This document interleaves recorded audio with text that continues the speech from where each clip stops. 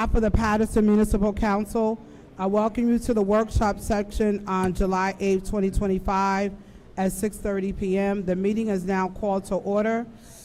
Just for our viewing public, the meeting will be viewed on channel 75. Madam Clerk, please call the roll.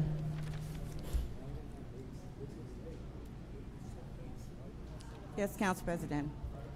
Councilwoman Cotton. Councilwoman Davila. Present. Councilman Jackson. Here. Councilman Kalik. Here. Councilman Mendez. Present, Madam Clerk. Councilman Omar. Present, Madam Clerk. Councilman Udin. I'm here, Madam Clerk. Councilman Velez. Present, Madam Clerk. Council President. I'm here and ready to serve. Thank you. We'll all hear. Madam Clerk, please read the statement of compliance. Statement of compliance with the Open Public Meetings Law 2025 through 2026. The meeting date, July 8th, 2025. It is now 6:37 p.m. Adequate notice of this meeting was compiled and disseminated in accordance with the Open Public Meetings Law in the following manner. 1, the annual notice of regular meetings and workshop sessions of the Municipal Council was compiled for the year 2025 through 2026 on or about July 1st, 2025. 2, a schedule of the regular meetings and workshop sessions of the Municipal Council for the year 2025-2026 was duly transmitted on or about July 1st, 2025 to the North Jersey Herald News, the Record, the Arabic Voice, the Italian Voice, the Passaic County Post, the Dominicana News, La Quisqueya International, El Especial, the Paterson Press, the City Post News, Tap Into Paterson, the Weekly Bangla Patrika, in addition to any other publication duly requesting such notices. 3, the schedule of the regular meetings and workshop sessions of the Municipal Council for the year 2025-2026 was prominently posted in the lobby of City Hall, first floor, in the place reserved for the announcements of this type. 4, the schedule of the regular meetings and workshop sessions of the Municipal Council for the year 2025-2026 was duly filed with the municipal clerk. And 5, a copy of the schedule of regular meetings of the Municipal Council was mailed to any person who requested and paid the fee authorized by the Open Public Records Act. Council President. Thank you, Madam Clerk. Item number 5 on second reading, we will be moving it forward. I'm just putting a request on the floor. At the previous meeting, we requested that this will be a special meeting on tonight where it would have been voted on, but possibly just a slight mistake. So I'm just asking that it's moving forward and that we expedite it, that it does not have to take 21 days. So I'm just putting on the record, Corporation Council, for the second reading of the historic movement of Bible Way, that we vote on it in second reading next meeting, and then following that vote, that we will expedite it to happen before the 21 days. Council President. Thank you, Madam Clerk. Council President. Yes, regarding item number 5, last meeting I requested that you and Councilwoman Cotton will be co-sponsor on this resolution. Just to put a note on it. I don't see it on the paperwork. Thank you, Councilman Velez. Corporation Councilman, to Madam Clerk, the request was made previously that myself and Councilwoman Cotton be added as co-sponsors on this item. If we will update item number 5 to include that. Thank you. Duly noted. Council President. Hey, yes, Council. My apologies. Vice President. I don't know if the projection is good for out there, but I'm going to tell you right now, I did not hear anything you said. I did not hear anything Councilman Velez stated. I don't know if you guys can hear me clearly, all right, but I don't know if the microphones are low. It's better because of the fan. I'm just saying, even the projection, unless you're here that close, then you can hear me. But I can tell you right now, Councilwoman Cotton and myself, I don't know if Councilman Jackson, but I didn't hear anything you said. Okay. So what I'll do, Madam VP, I'll make sure I speak into the mic. Okay. So payment of bills, Council Vice President. Council President, Yes, Councilman Jackson? I don't know whose bright idea it was to come here, but is the air conditioner working in here? So, Why do we have fans running if we came here because there's air conditioning? So to answer your question, Councilman Jackson, the decision was made by myself as the council president. When they went in to fix the air conditioner in City Hall, they found some particles as they were cleaning that were not going to be good air quality for the residents that will come to be in the chambers as well as ourselves. So I made a quality of life decision that will not affect the health of anyone coming to the chambers. We had a choice to be here or to do virtual. So I know that the community likes to see us in public. We have some issues sometimes when virtual is done, but we can't hear from the public. So I made a presidential decision on tonight, and in conversation with Madam Clerk and Madam Vice President, to have it here. And I think the public would agree they wanted to be publicly here so that we can hear them and they're not dropped on virtual. So that decision was made. We could not be in the chambers. Possibly by Friday, everything will be repaired. But based on that, we could not be in the chambers. So if we're paying for access to this building, why isn't the air working in this building? If So- we're gonna come here just so the public can suffer again, I mean, the sound system is not working well. We had to turn one of the fans off. It's hot in here. I mean, even if there was an executive decision to come here, there should have been better preparation. I mean, do we have no buildings in the city now that there's functional air? I mean, this is. Thank you for the point of reference. How much money we pay? $6 million for this building, and we still, there's no return for our investment. We don't have air in here. Thank you for the point of reference. Payment of bills, Madam VP? So there's no answer why the air isn't working? I've given you the answer. It's not suffice. No, you had an answer of why we moved here. Councilman because City Hall is Jackson, being working on, but Councilman why? Jackson, if I'm you, asking a question that I did not get an answer to. the answer was given. Why isn't the air working in It this is building? working, but it's not circulating. That's why they have the fans on. At this point, if we move into city business, we have an opportunity to move forward so the residents won't have to suffer in the heat. So we're trying to make sure we do city's business. I understand you have a concern. This place is better than where it was. I get it. Fans are on. We have many fans that were placed here to assist as well. I understand the concern. Possibly by next week, we'll be back in the chambers. Until then, payment of bills, Madam Vice President. Thank you very much, Council President. Good evening to my colleagues, to the administration, Madam Clerk. The payment of bills before us are in the amount of $21,412,604.60. There are two payroll weeks here, two payments of a total of $11,443,406.31. In addition, there's also a Board of Education payment for $6,351,919.92. If you look also, there are some street lighting in the amount of over $280,000. Public Works, a payment of $388,545.60. That includes, traffic, roads, vehicles, that total $388,545.60. Making it a total, once again, of $21,412,604.60. My motion is for payment of bills. Second, motion made by Council Vice President Davila, second by Council President Mims. Discussion. Discussion, Councilman Mendez. Through the chair to Mr. Silva. We approve payment of bills every week, every workshop and every regular meeting. And we have entity that provides service to the city, like Ellison Photo, Gala Trophy, and other small business locally. And they have to wait 6, 7, 8 months to get a check that needs to be corrected. I don't know where's this disconnection, but there's no small business owner that will, wait until 6, 7 months to get a check. So please look into that, Silva, because some of those entities, they refuse to provide business to the city of Paterson because we're not paying. Paterson has a horrible reputation when it comes to pay the people that do business with the city. So please correct that. Thank you. Thank Council you, President. Council Thank you, President. Councilman Mendez. Councilman Velez? The Councilman Udine. Councilman Udine, I'm sorry. Councilman Udine? All right, thank you, Council President.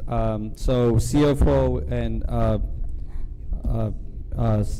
Mr. Bia as well, that recently we are talking about when we send the framing of any resolution or any certification, we use Ellison photos.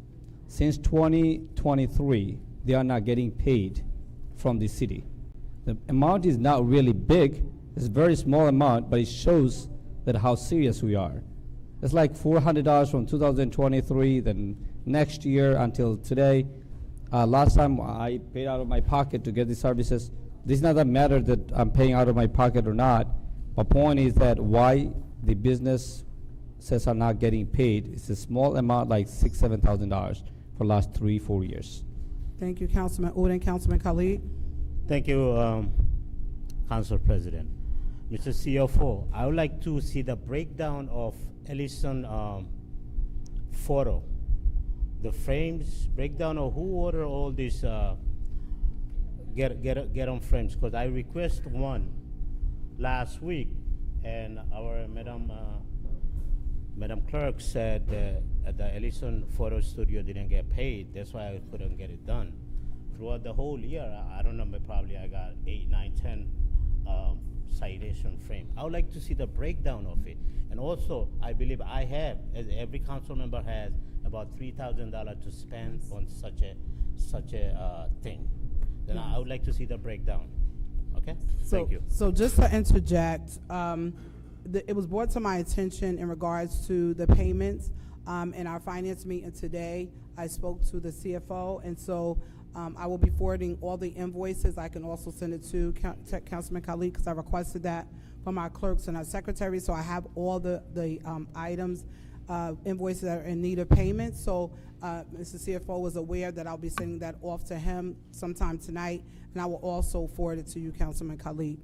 Madam Clerk, roll call. Council President. Councilman Jackson. So first, let me, for a point of clarity, and I know this goes to the public more so than it goes to council members, because I'm sure they're perfectly aware of this.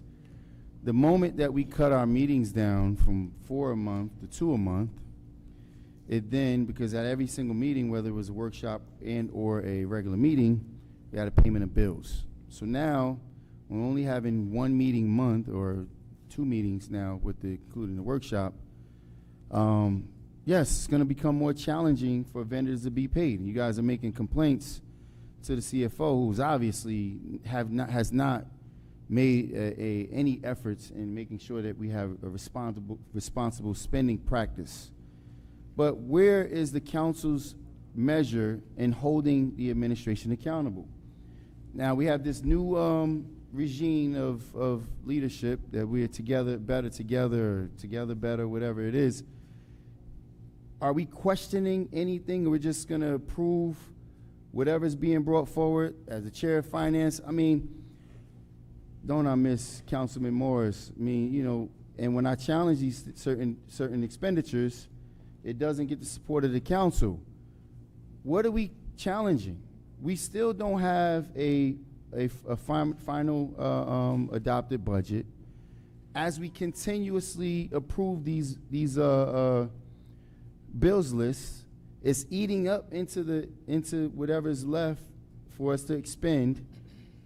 We have not been responsible. The council's primary function is to be fiscally responsible. I don't know if you guys realize that. I know you're busy cutting ribbons, but we have yet to be responsible when it comes to spending. We're just fine. Just give it to them.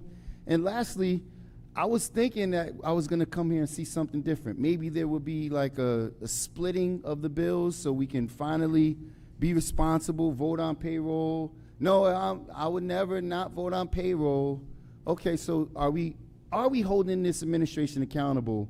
Or are we just playing a game here and allowing for the spending to just continue, reckless spending at that? while we're worrying about we can't get frames from the printer, from the frame shop, we still don't have a balanced budget. Just want to make that, remind you guys of that. And I think because of my consistent badgering, I'm probably one of the only ones here that doesn't have a working fan.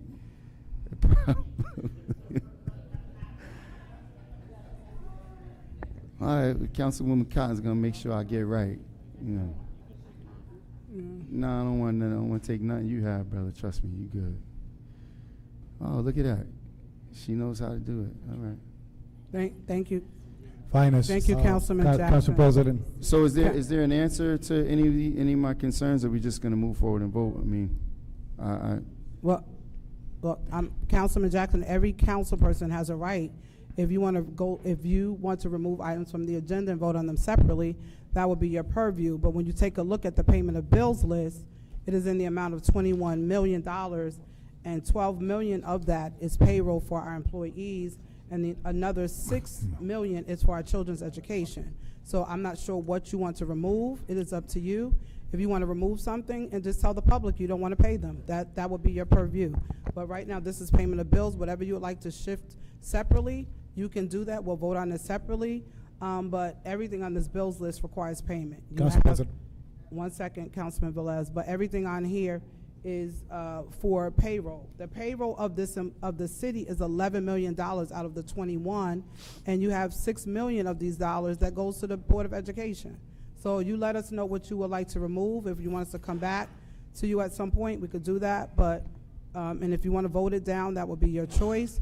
But that would be your purview. Councilman Velez. Thank you, Council President. Now that we're talking on finance, and I know that we are talking on payment of bills, but going a little bit deeper here regarding finance in the city of Paterson, I would recommend that at the end of this agenda, it says council committee report. So to highlight the council, because I don't sit in finance, some of our council members don't sit in finance, there's only 4 members, they should have custom reports to the council for we can make sure that it's in the table, that we know what's going on. For example, through the chair to Mr. BA, has this administration, or you as a BA, had looked into the audit that the police, fire, and DPW conducted? Have you looked into that audit? Madam BA. I'm not aware of an audit that you're referring to. You're not aware of that? Mr. BA. There was an audit for the police, fire, and DPW that they did, and they requested, and they did the audit. Those audit report have never gone to your hands or to SCFO? No, Council President, through you, I have not received that. So Councilman Velez, if you would like to give him an opportunity next week to bring that information So forward. next, you could write a question. You could come back with a report and give it back to me about that report. Because if you have seen it, have delivered to your office or to the administration, we at least in finance should know about it, about those audits, because it costs money, right? And it highlights some issues that's going on in those departments. Do you aware that that $500,000 was mismanaged from the police department? They had to return it back to the state, and that we accountable on that, according to that audit? So Councilman Velez, are your questions directed to the new BA? 'Cause Yeah, the new BA, yeah. Okay, so I'm just gonna take a point of privilege. I don't think it's fair to question him on those practices. He wasn't here. If you would like to make the recommendations that he get that information and come back to you, he can do that. Okay, but I'm no, sure yes, you're aware so he that could come does- back to me, yes. That's why I'm, Okay, so I'm just so telling on the you floor. just Do you make know this why a I'm doing this? Because I sent a couple letters to the administration, and they never got back to me at all. But yes, a colleague could text the mayor saying, "Mayor, do you saw the BS letter that Councilman Velez sent?" So there's no transparency in this game here. So now I'm putting everything on the floor because we want to be, like Councilman Jackson say, fiscal and responsible, making sure that the community that vote for us get the right information. Because you know what? We don't hear, I hope, Council President, you take my recommendation about the committee reports, because one of the things that we are missing here is that we talk about going to this event, this close, this street closure, this event for river cutting, but we don't speak about committee reports. And that will clear any great clouds that are out there, speaking people or whatever, and that will put us in an information line to know what's going on when we are not in that committee. So let me just- Communication is the key on this. So let me answer you, Council President. your request. So it's not fair because there was a committee report read from the finance chair. It was done right before payment of bills. So I'm not sure if there's something in addition, but the finance report is read every week before payment of bills. We have a meeting, we met for an hour, we came out, everything that was discussed, the finance chair, Madam Vice President, did it in full review. Each, to the viewing public and to our council members present. Committee assignments are already given out to every council member.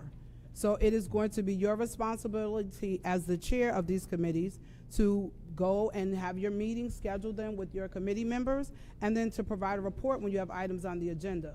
So it's not just asking for others to do it. I'm asking all of the chairs, every council member is on a functioning committee assignment so that we can actually work together and get the work done together. It's not an I, it's a we. Madam Clerk, roll call, Council please. President, Roll call, Madam Clerk. Council President, I had the last question, and he could write and answer me back. Councilman Velez.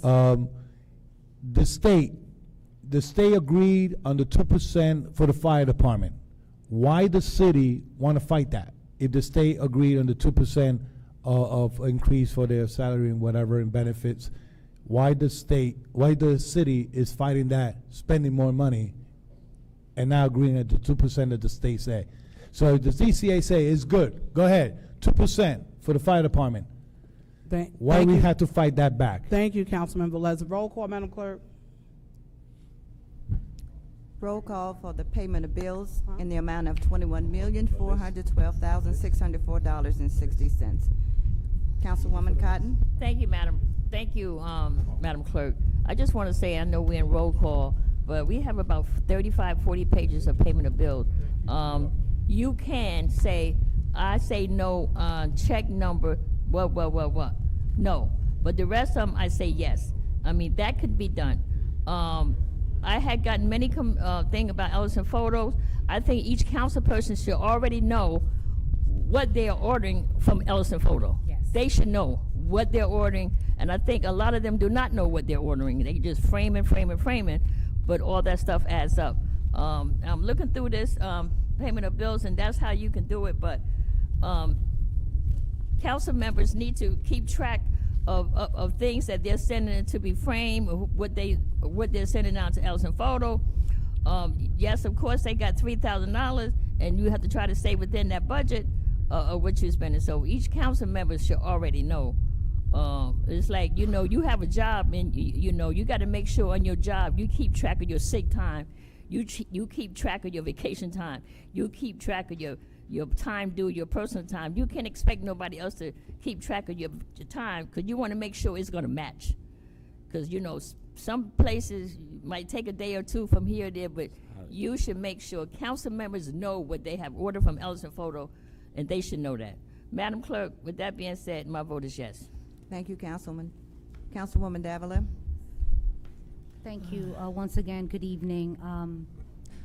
I am going to say this one more time, and it'll be my last time referring to Councilman Velez's statement as he did on July 1st, and he stated it today. It is I, Councilwoman Maritza Davila, that was texting the mayor and text Councilman Velez. It is I who said, yes, did you see the BS? I didn't write it out, the BS letter.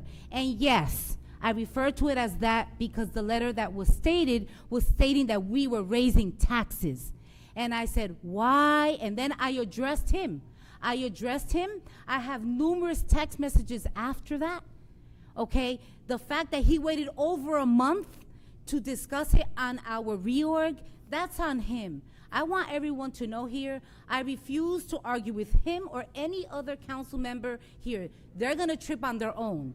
All I'm gonna say is this, Stop it with the attacks. Stop it with the references. If you have something to say with me, be a man, pull me to the side, which we already had the discussion, but yet you want to continue pandering and pondering on something that occurred that, yes, was a mistake. I apologize to you, and I told you the reason why I wrote that, and I told you how much I cared for you and loved you as a brother, and that you needed to stop it, because every time you write something negative, people turn it around and put it against you. That is what I stated. Anybody wants to see my phone? I welcome you to see the messages that him and I, after that, over a month, I even spoke to him in person. So if you want to continue bringing that up, keep bringing it up. It is I, Councilwoman Maritza Davila, who wrote that message. And yes, I apologize, but this will be the last time. I'm not discussing this no more. So with that said, payment of bills, and yes, the reference here to our agenda and that we have to give out committee reports, yes, we will be doing that. Moving forward, we have to change. My God, listen, I may not have sat with you yesterday, but today we're sitting down. Let us move forward. When do we stop? When do we say no more? Here's the white flag. Here, peace. Can we do that? Because it seems as though certain people want to continue the fighting. I mean, let's stop it. So with that said, I want to thank everyone. Thank you for everyone who attended the Finance Committee meeting. We did go over, there are numerous entertainment licenses that were discussed in finance, along with a refund as well. You will see that all before you today. If you have a question about it, you can do so, as there is some, in the first ward, there was, oh my God, the license. No, not entertainment. Oh my God, the other license. The junkyard license. So if Councilman Jackson has, any questions concerning that in the first ward, we can discuss them when we get to that. In addition, there's also licenses and a bazaar license that will be moving forward. So please let us not think that we're not doing the work and that we're not having the discussions and that we're not being present or that we're being transparent. With that said, Council President, Madam Clerk, my vote is yes for payment of bills. Thank you, Councilwoman. Councilman Jackson. I don't even know if I want to follow that.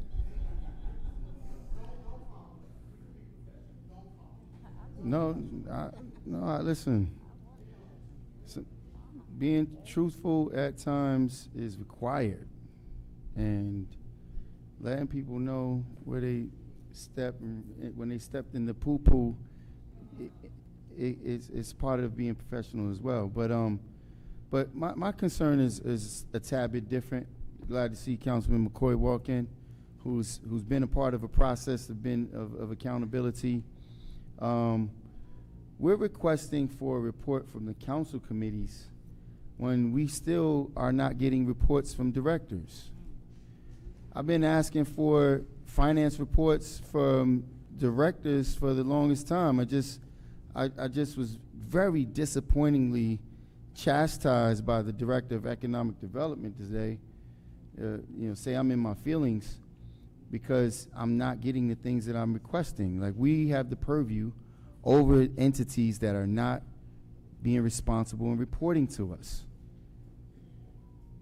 The money that was spent in Hitchcliff Stadium, I guess we're just going to continue to allow that to go.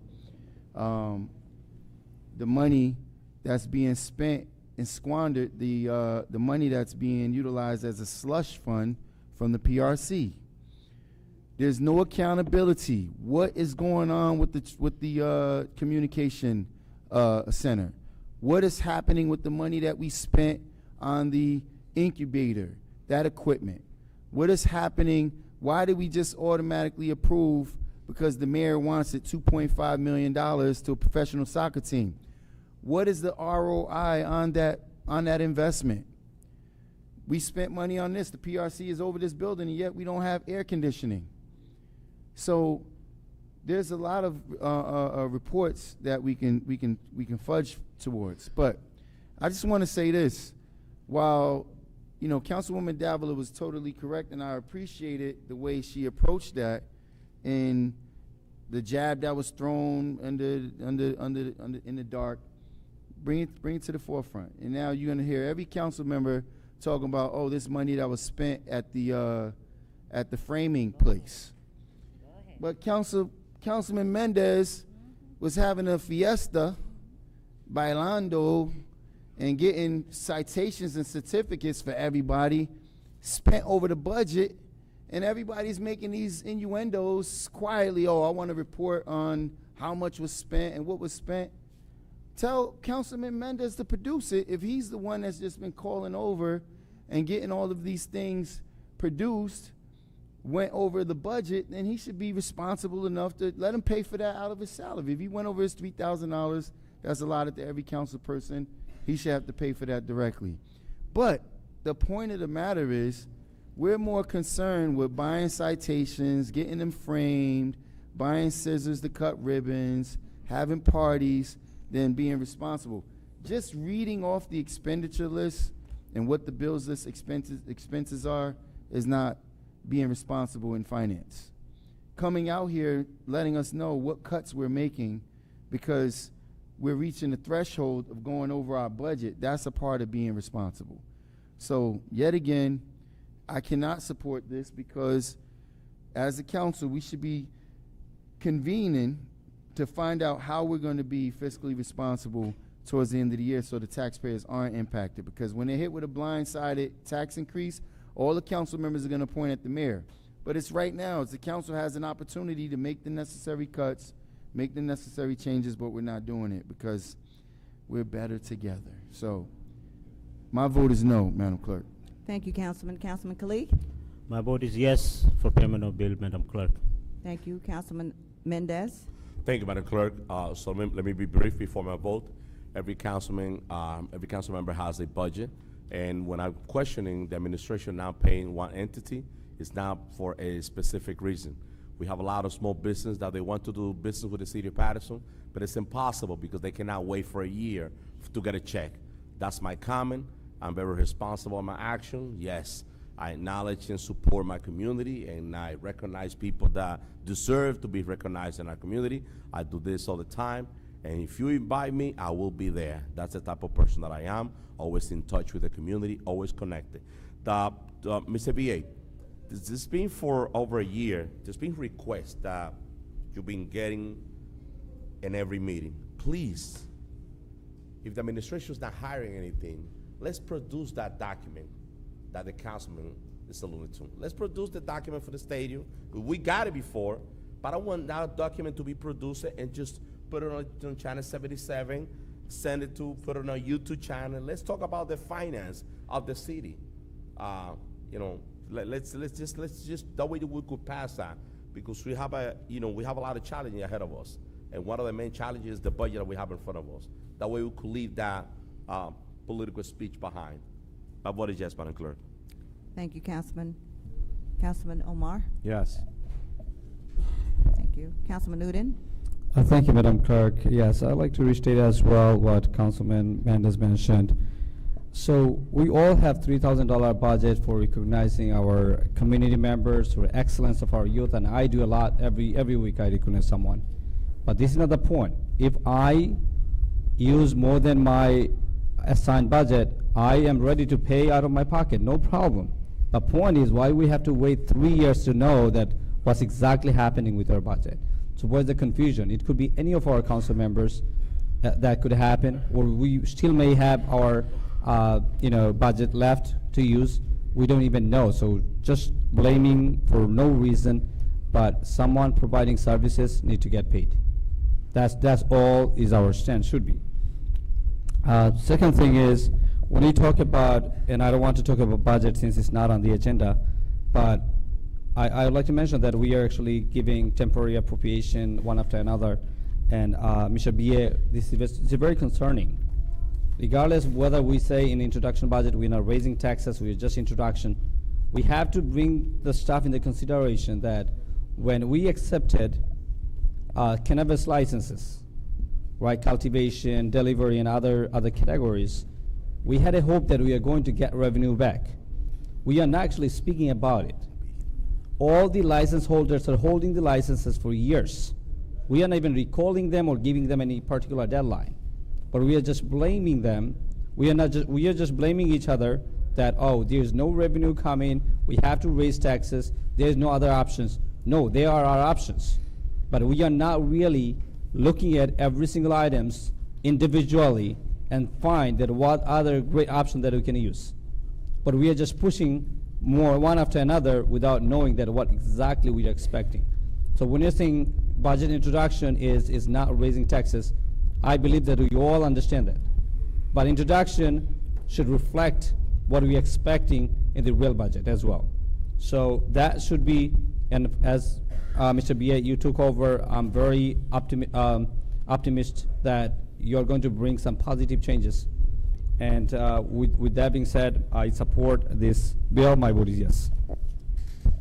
Thank you, Councilman. Councilman Velez?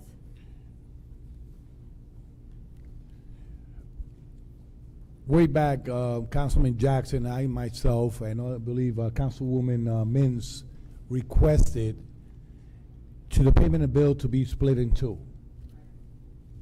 And I recall that. And a CFO say we could do it. But it haven't happened. Why we request that? Because there was some bills that we didn't agree, but it was mixed with salary and wages. And if we voted no, people was going to think that we was against the payment of salary and wages. Councilwoman, you remember that? That was real critical because there were some bills that some of the councilmen didn't agree to pay. And we requested to put two form of payment of bills. That will be a little bit more responsible because if I don't agree in some items that are regular bills, because you don't see it produced in the community. There's some bills that you could see the works out there, like the one that being used for grants and et cetera, you could see it. The one the community policing do, you could see the work out there. But there's other not. And I said it today, and I hope we could keep it the way I requested. If committee reports are done, are given, I think it will be more beneficial to us that do not sit in those committee, especially finance and other committees.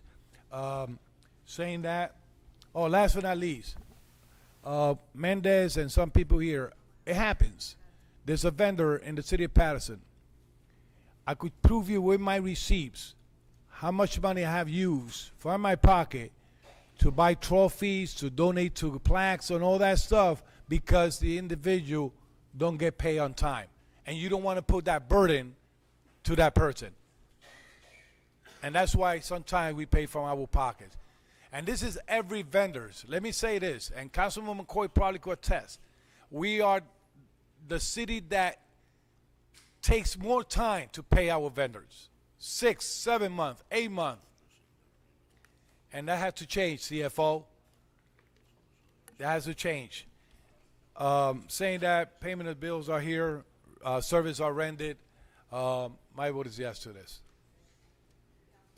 Madam Clerk, my vote is yes. Thank you. The votes are 8 in favor, 1 against. Payment of bills is hereby adopted. Thank you. Madam Clerk, item number 6 will be on consent. 1 second, please. Item number 7, Corporation Council, if we can include in the resolution the bill number. I know it's in legislation currently. Can we add the bill number to this item? It is for the bigger trucks. Councilman Velez, is it okay for it to be on consent? Which one? Your item number 7. It's just supporting the movement of trucks on the interstate. Yeah, you could put on consent. Yeah. Number 7 is consent. I'm sorry, Council President. Yes.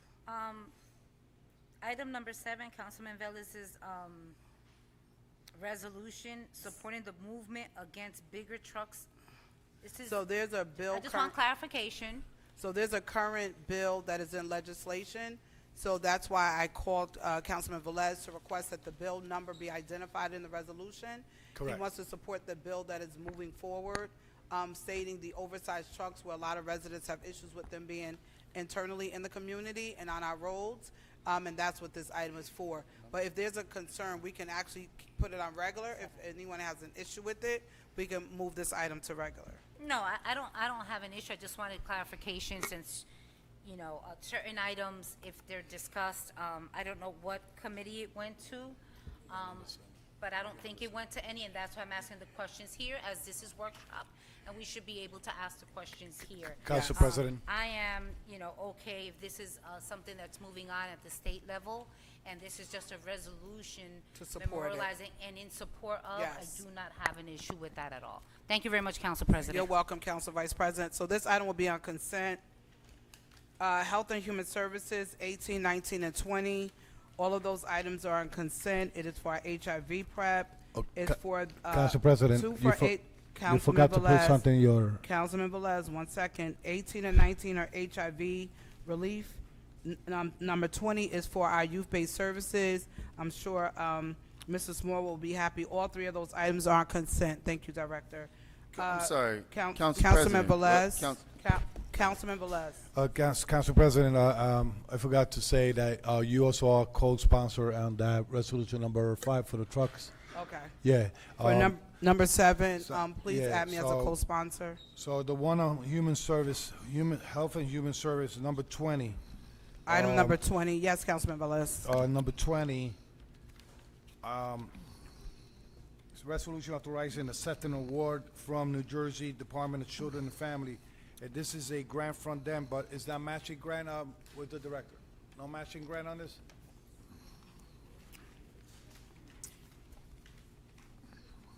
Council President, may I? Yes, Director. There currently is no matching grant. That we've received that grant for 35 years at this point. So no matching grant. Not at this point. Thank you. Thank If you. we received founding cuts, then that's a different story, but not at this point. Correct. All right, consent. Thank you. It's on consent. Mr. Smallwood and all of President. our youth and Umoja and Buds, I'm sure they will be really happy about this item continuing. Councilman Jackson? Can we get more details on the items so that the public would understand? I mean, we're just coming here and, oh, we're going to put this through. I mean, we should have, the director should come forward and explain not only the grant, but the success, the previous success that it's had, the previous performance that it's had. I mean, we're just approving everything. Like, oh, yeah, we're just going to put it on consent. I mean, there's a responsibility that these directors have, not just to the council, but to the public. So we understand that, okay, it's grant money, but grant money shouldn't just go spent without any accountability. So Just maybe a you point give us a of breakdown on these 3 items. just a point of correction. We are not voting on any items tonight. Tonight is a workshop. Next week we will be voting. I don't need a correction on what the workshop is for, Councilman Madam Jackson, President. 1 If you're second. automatically assigning them to the One consent second, agenda, Councilman Jackson. that means there's no reason, no way to contest them. When next week arrives and we vote on consent, these items will get blanketed, approved with everything else. I don't need a lecture or a session on parliamentary procedure. So I'm let- asking that the director, all the directors, as we're approving their items, we should have them come forward, give us an outline, a breakdown of this expenditure. If it's a renewal, if it's a previous item, they should talk about what the item has been successfully tracked and doing, showing us reports on these successes, not just, okay, it's for this one, let's celebrate and let's approve it. Council So let me be clear. Before placing on consent, I clearly stated, item number 18 is for St. Joseph University Hospital. It is for medical services for HIV PrEP. I clearly stated that. Item 19 is for HIV emergency relief grant and for our minority community to receive HIV and health and human services. I clearly stated that before. Now, if you would like to have reports, we have different committees that are assigned. Health and Human Services, this was spoken about in committee work. I am speaking to the committee work. If there are additional questions, if you need to ask why the minority community is receiving HIV funding or why St. Joseph Hospital needs that, then that would be your request. But in the committee work, they did the committee work and they understood this is a recurring grant that gets done to make sure that people that are infected or they have, they're impacted by HIV, they get the necessary resources. So if Councilman Jackson, if you're asking for the director to explain that, then he can come to the microphone and explain that. But it was explained in the beginning. So if that's what It you're was, asking how many people are we servicing, Council President? It wasn't explained. So if you would It, like. it wasn't explained. My mother's a medical professional. Director, if you and could come she to the mic, services a please. great deal of people as the director of nursing in Straight and Narrow. So I understand how this works. If we're funding a program, we should know how the program is functioning, how much of the public are we servicing. It should be even more details. Are we servicing Paterson residents, or are we serving outside people that are being ousted from these various programs? In order for us to get a hold of the derelict activity that's going on in our community, we have to start holding service providers accountable. Director, and as would the you director of provide- health, he's a service provider. I would like to know, how is this money going to be Can you utilized, provide and how an was it update, utilized Director, in the please? past? St. Thank Joseph's Hospital provides clinical services to individuals who are high risk for HIV/AIDS. HIV PrEP. It is a grant we get from the state. This is probably 30 years now. How many people did we service last year? That is data that is protected. I can speak to the health officer. He can put together a report. The I amount don't of have people isn't protected by because of the type of population. It is highly protected data that we do not own. So I can ask Dr. Persaud, and with consultation with Corporation Counsel, we can put together a report. Very good. Council President. Thank you. Council President. Councilman Velez. Yes, Director, now that you're here, you know, number 20. How many- School-based? Yeah, how many youth are going to be benefit on this? Our school-based program is housed out of John F. Kennedy High School for the last almost 40 years. It is DCF funded.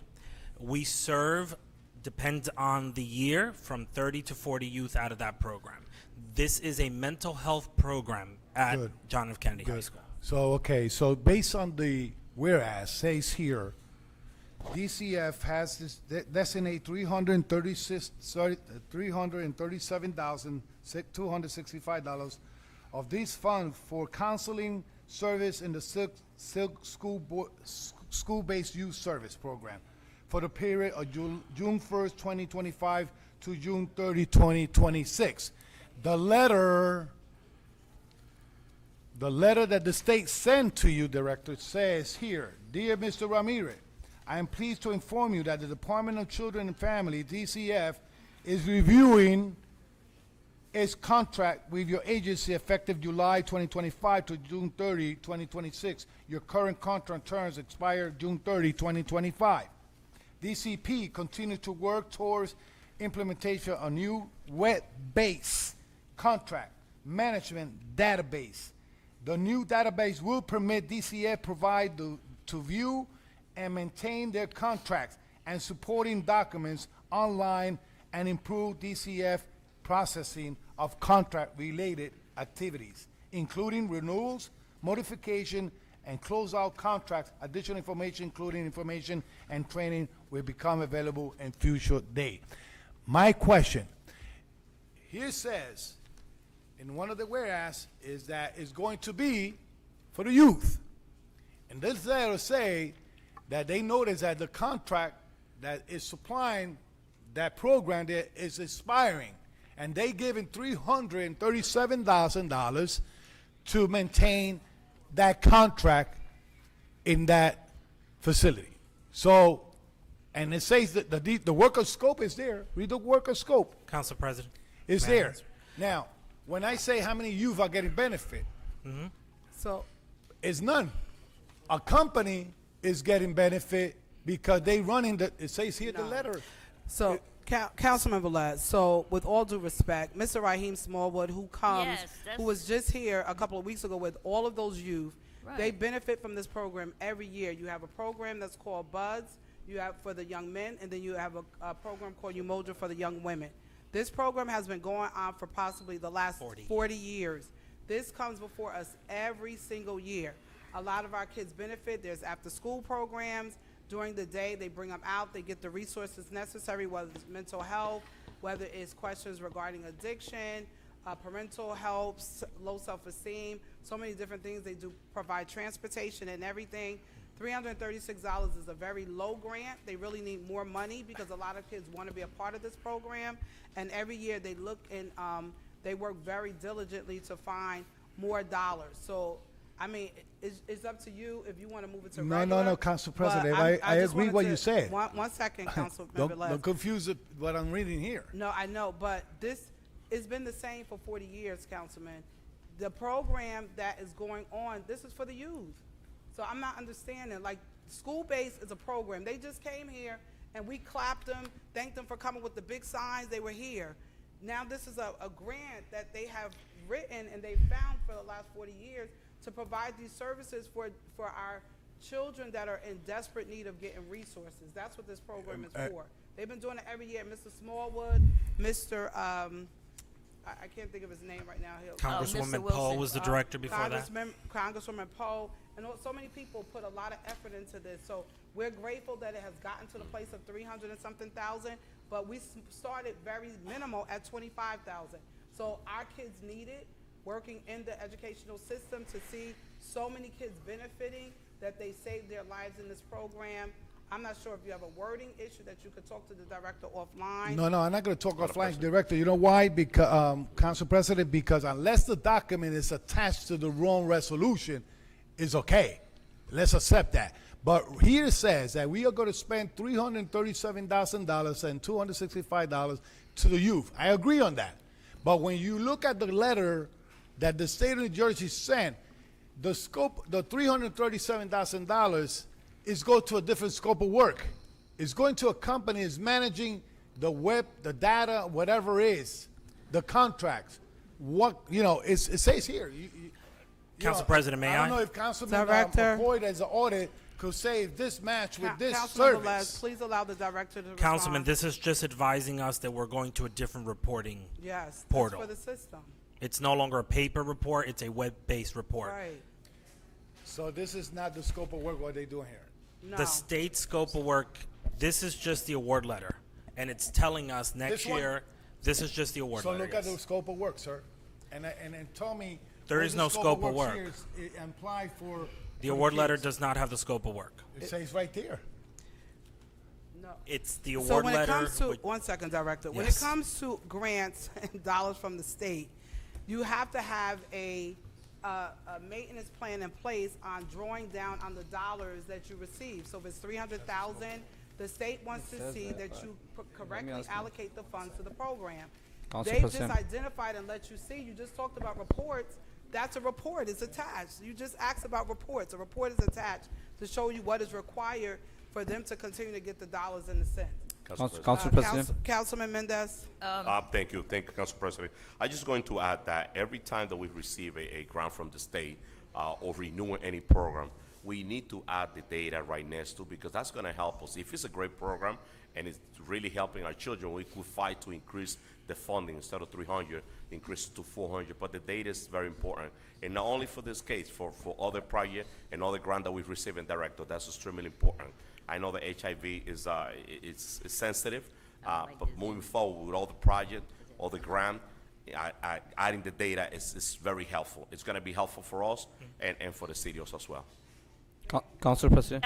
Thank you. Council President. Council Councilwoman President, this Cotton, is- and then Councilman Oden. All right, I called thank you. before. I just want to say to the listening audience that this is a school-based. At one point it was Raheem Smallwood. Now I believe it's Mr. Wilson. School-based, like Councilwoman Mims said, with the young people, they do a lot of volunteering. They get them involved in the community. But I just want to remind everyone. I can't remember. It was 3 or 4 years ago where the state wanted to cut. They didn't want to give them nothing. And then we had to go to our state assembly people, which at the time was Wembley and Sumter, to fight to get this money back. Because they was cutting it out completely. So we have this funding, and it's for the school base at John F. Kennedy. Just go over there and see what they're doing. Go over there and see what they're doing over there at Kennedy High School with these young adults, that they have them volunteering in the community. Because at one point, they wanted to eliminate this altogether. And if we get the wrong governor, we might not have it next year. That's So we true. better keep it while we got it. Thank you, Councilman you. And Councilman Oden. Thank you, Council President. Director, so as an educator at JFK High School, and I know how important it is, the youth services, the counseling services that our youth are getting, and I believe that that services should be extended to other high schools in our municipality. So the question is, how much grant was awarded last fiscal year 2024-2025?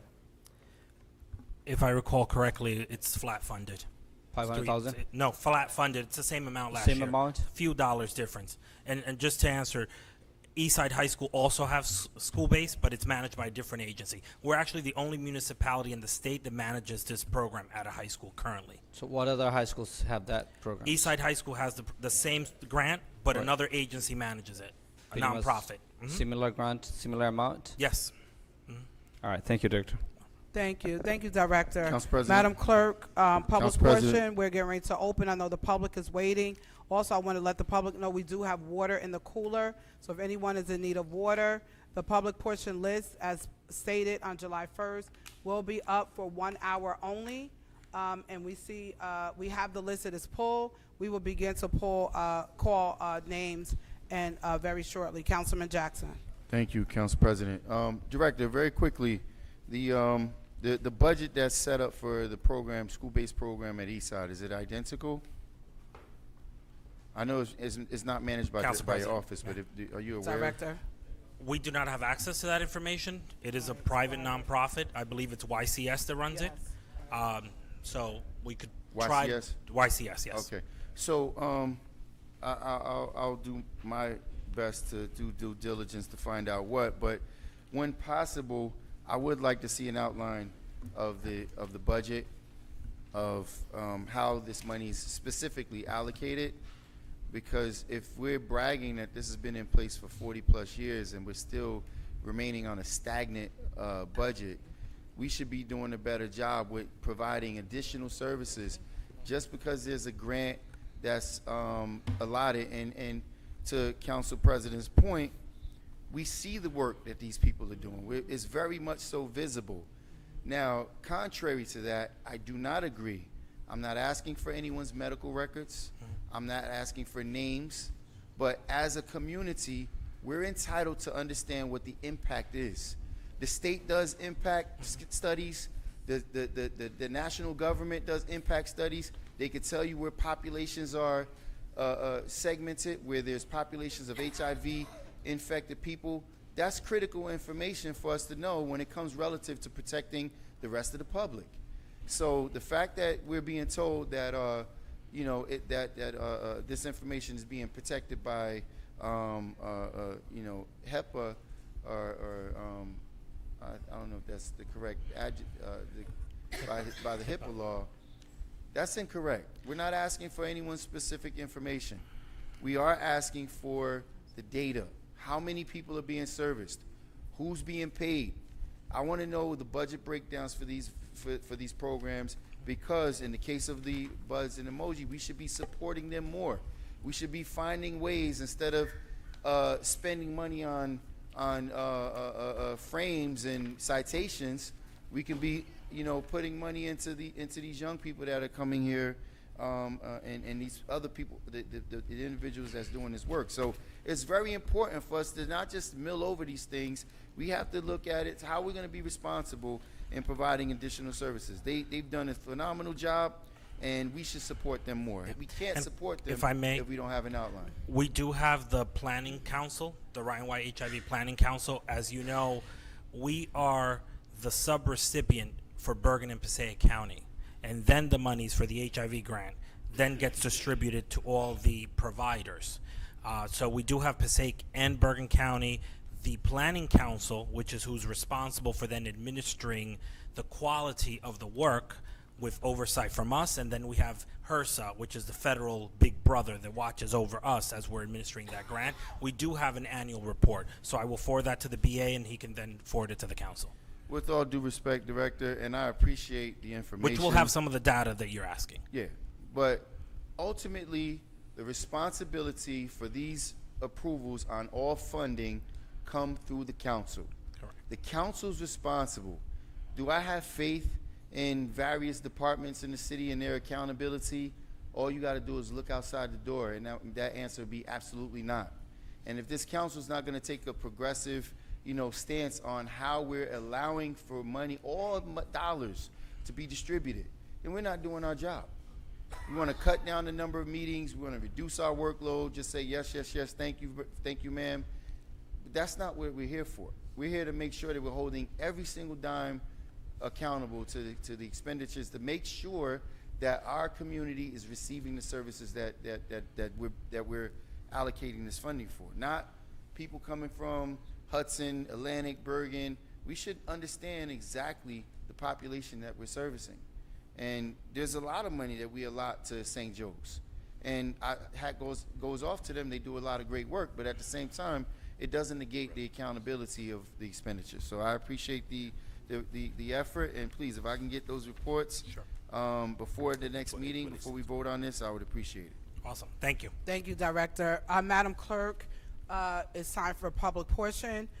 Just to the public, each speaker has 3 minutes.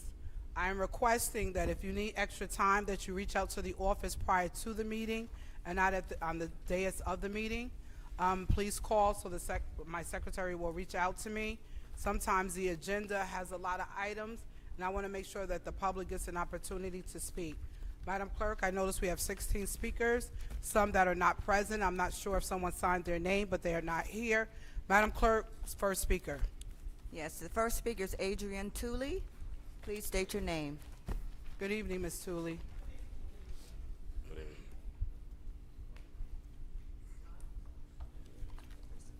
To start? Okay, thank you. Okay.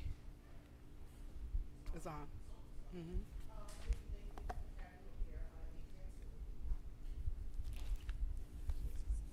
Okay. Good evening. Thank you for having me here. My name is Adrian Tooley. I have a concern. This stays in the realm of Phillips Academy Charter School. I was here some time ago regarding these photographs, which are still resurfacing all over. Parents, and including myself, who complain about this are retaliated against. I had Mr. Jackson and his team help me out because my daughter was put out the school, and Mr. Jackson and the Office of Administrative Law put her back in the school. So thank you again, Mr. Jackson, for your help. What I'm asking is the community of Paterson, there has been a petition started, and many of the Hispanic parents are scared because they have been threatened with that if they become involved that ICE will be called on them. So this has led us to start a online petition. If members of the community would be so kind to log on to change.org, it is titled under Dr. Davis Has to Go. Phillips Academy Charter School needs a new CEO. There's a QR code that was here circulating, but I could not reach everybody. But if the community would be so kind to sign the petition, because we have to be concerned as to people elected to lead our schools. When people are wicked and they do things like this, they put things like this on social media for people to see. It is a concern for the students. It is a concern for the parents. And then when parents step up, they're retaliated against, and now the Hispanic parents are being retaliated against with threats of ICE being called. We have a serious problem, and it's time that we all join in to get this problem out of Paterson, because the next thing you know, he'll be, some kind of administrator at the Paterson Board of Education. The fact that he put my child out of the school, it should have been a serious concern for everyone up here. But Mr. Jackson did, him and his team, and the Office of Administrator Law Judge, Judge Barron did, make sure that she was placed back in her school. She was put out of her school for reasons of retaliation, for me raising my voice, and that is not right. And the retaliation continues. The behaviors, the alarming behaviors continue, and we need more hands on deck to remove this person out of the city of Paterson, because this person is not a good leader for the community of Paterson. I thank you for my time again. Thank you, Ms. Tooley. Thank you. Next speaker, Madam Clerk. The next speaker is Ernest Rucker. Please state your name. Good evening, Mr. Rucker. Thank you, ladies and gentlemen. Before I speak, before my time starts, I left a packet there that I want each council person to receive. They received it. They have? Ernest Rucker, Paterson, New Jersey. Before I start into what I want to talk about, and I'm very sad that Mr. Joel was Rodriguez. Mr. Rucker. Yes. I'm sorry, before you do begin, Well, no, Councilman Jackson, the speaker is speaking. I will reach out to the secretaries but for the. Madam President, if But the speaker Councilman has Jackson, the provided speaker, information I will, for us, I will address it with the secretaries. The Yeah, well, speaker is speaking. I would like for you to address it with me. No. I want to see Councilman what he Jackson, has to offer. no. This has nothing Point to do of with the order. speaker. We're in the. You're. I Yeah, want to see please. what he has to present. Councilman Jackson, you're interrupting the public's time. Mr. Rucker, please. Let's restart, please. Like I was saying, Mr. Joe Ramirez left, but I wanted him to be here when I made these particular statements. One, at one of the council meetings, I guess Mr. Rodriguez got upset because someone indicated he was gay. I personally don't give a damn if he's gay or not, but what is happening is there's a pay-to-play from the corner of the assemblyman that is going up for election in November, Al Albaziz, along with Joe Ramirez. The superintendent of schools made a direct comment about who she suggested for a contract for the insurance. What Mr. Rodriguez did, like he'd been doing for quite a while, he ignored that and voted for somebody that came in fourth, which was Fairview, and that's the connection to the Democratic Party. The reason I asked everybody to get that is, I want to make it crystal clear. That is a case law on the First Amendment. I dare anybody, I dare you to infringe on my rights. I will sue the asses that do it. Freedom of speech is not something you control. I don't care who the president is, the vice president, you don't control freedom of speech. That is our right. Now, do I agree that we can be less vulgar? Yes, we can. But when we get vulgarity from that end, you're going to get vulgarity from this end.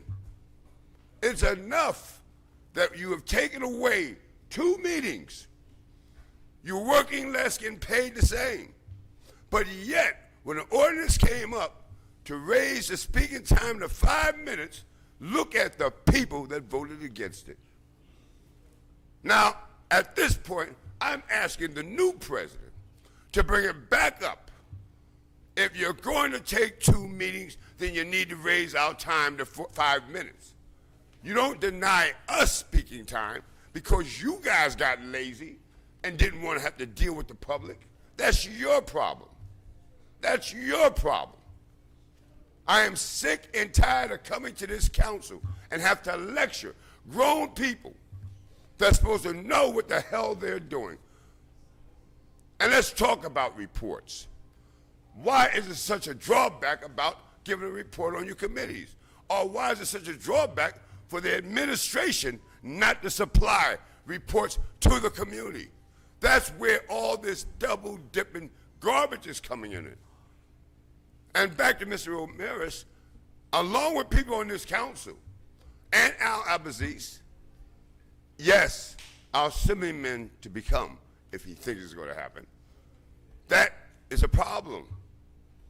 We cannot afford, I'm going to close this out. Thank you.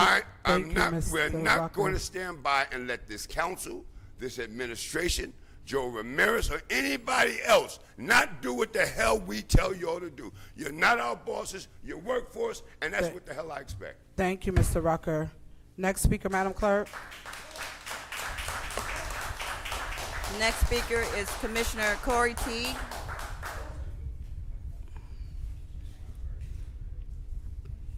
Please state your name. Corey Teague, Paterson, New Jersey. Just a couple of items. The first item is on Saturday, August 2nd, Paterson Public Schools in cooperation with NJCDC is going to have a scholarship event at 32 Spruce Street.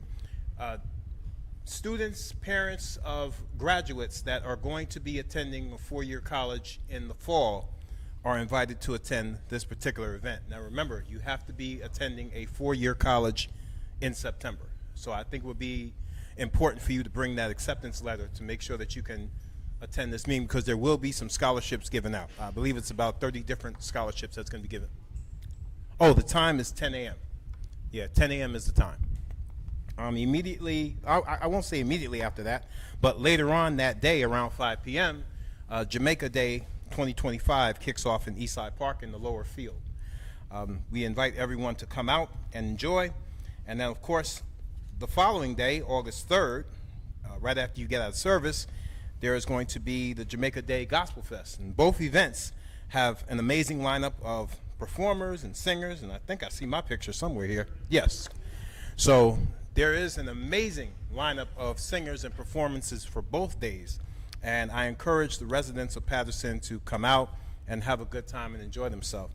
In an unrelated matter, when we look at situations like the flood in Texas, it should remind us to prioritize what really matters most in our lives. We are not this material world. These seats that we hold are not ours. These places that we're in are not ours. These houses that we're in are not ours.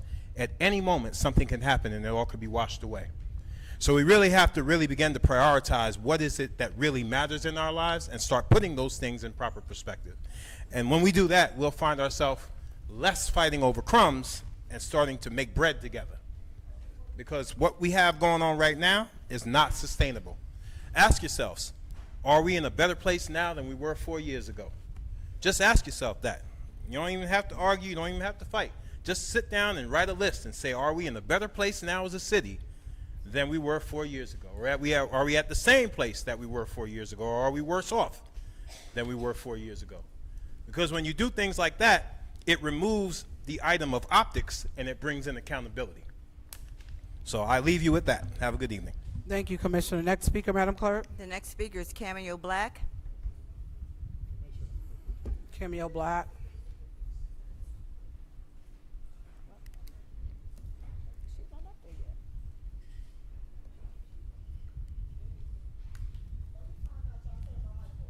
Oh, it's on.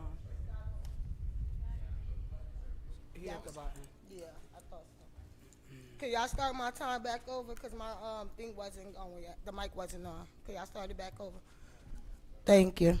Good evening. I came here for several reasons. One, just to let y'all know that I am running for commissioner of the school board.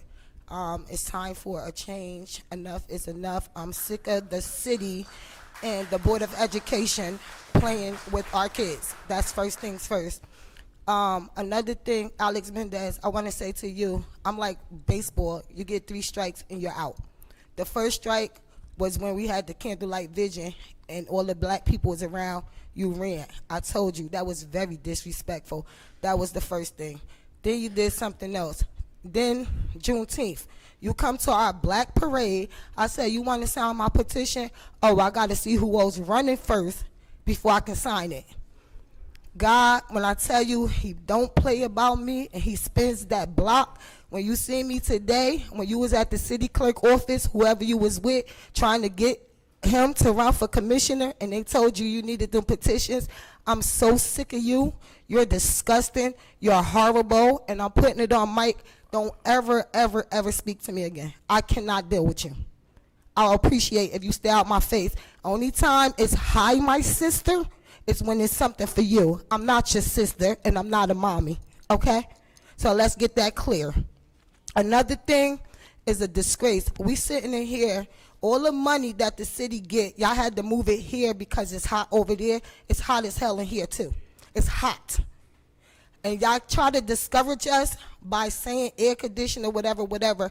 Also, the director, he left. It's disgusting how hot the Board of Health is. Y'all got fans in there. Everything about this city is so damn ghetto. Nobody is professional at all. Only person I could thank, Billy. I appreciate you. Every time I call him, he's always there. This city, y'all really need to get it together. And then Mims, as the council president, this quorum, you want it from us, you better talk to them because you know how I'm coming. In order to get respect, y'all gonna give respect. And when I get disrespected, I get disrespectful. So talk to your colleagues and talk to everybody else. If y'all don't want me coming to this mic, you don't want me cursing, check your colleagues and check everybody else. And that's all I got to say. Have a blessed night. Oh, and one more thing. I got one more thing to say. If anybody on July 13th, if y'all not busy, I'm being baptized because that's how bad it is with this city. I have to stay prayed up and keep God first. Y'all disgusting. Next speaker, Madam Clerk. The next speaker is Chanel Fields. Please state Chanel your name. Fields.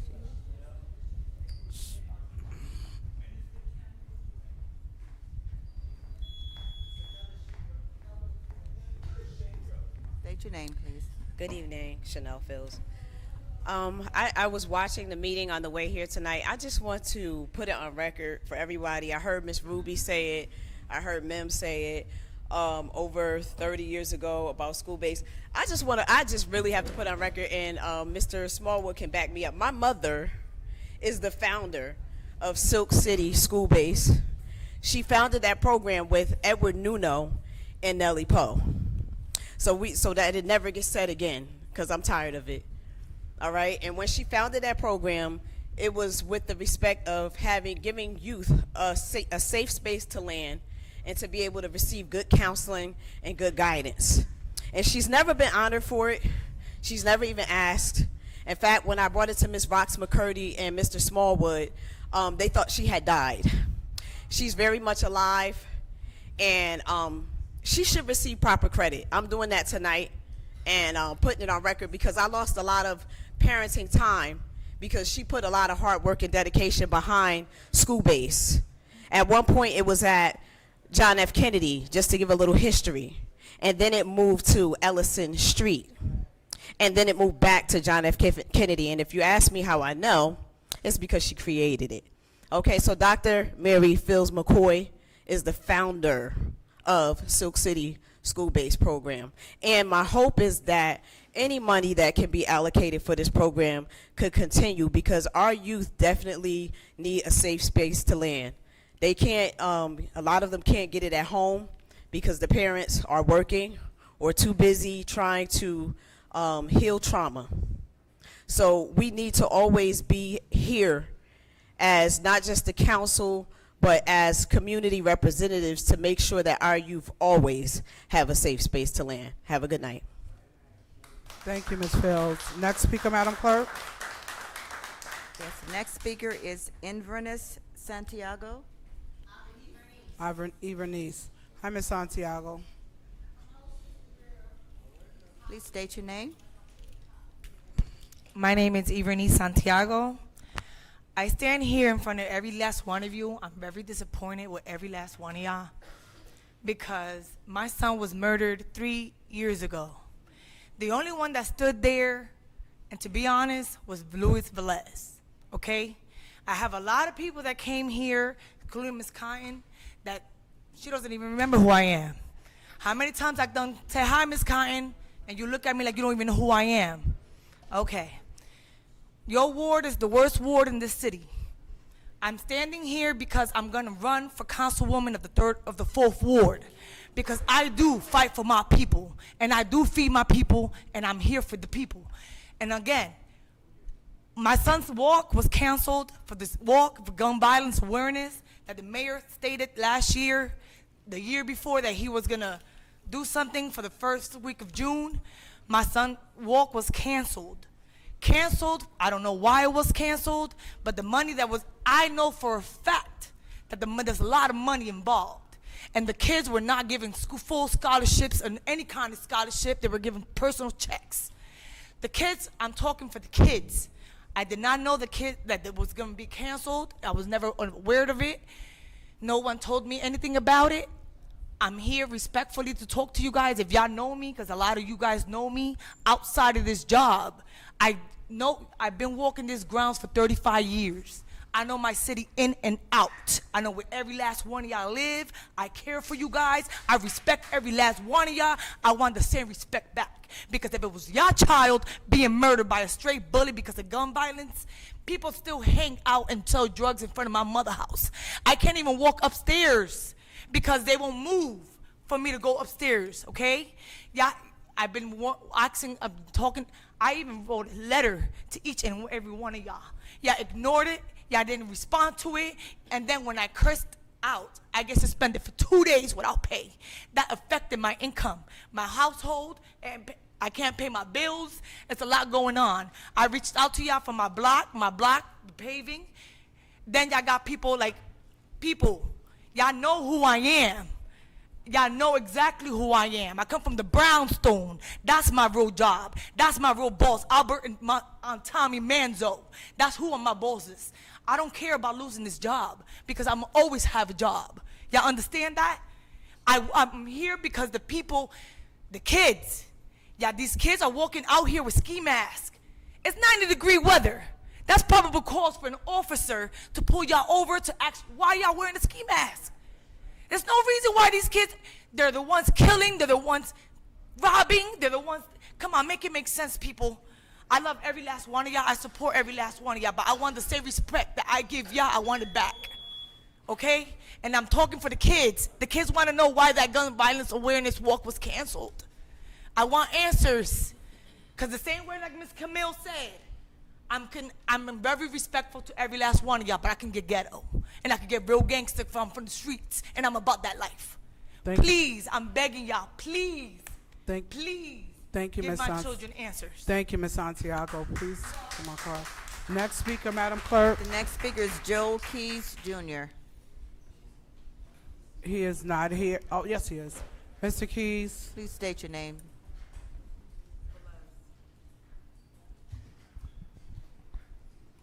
Joel Keys Jr., Paterson. Meaningful consequences. Whenever we develop bad habits, we generally never stop them unless there are meaningful consequences.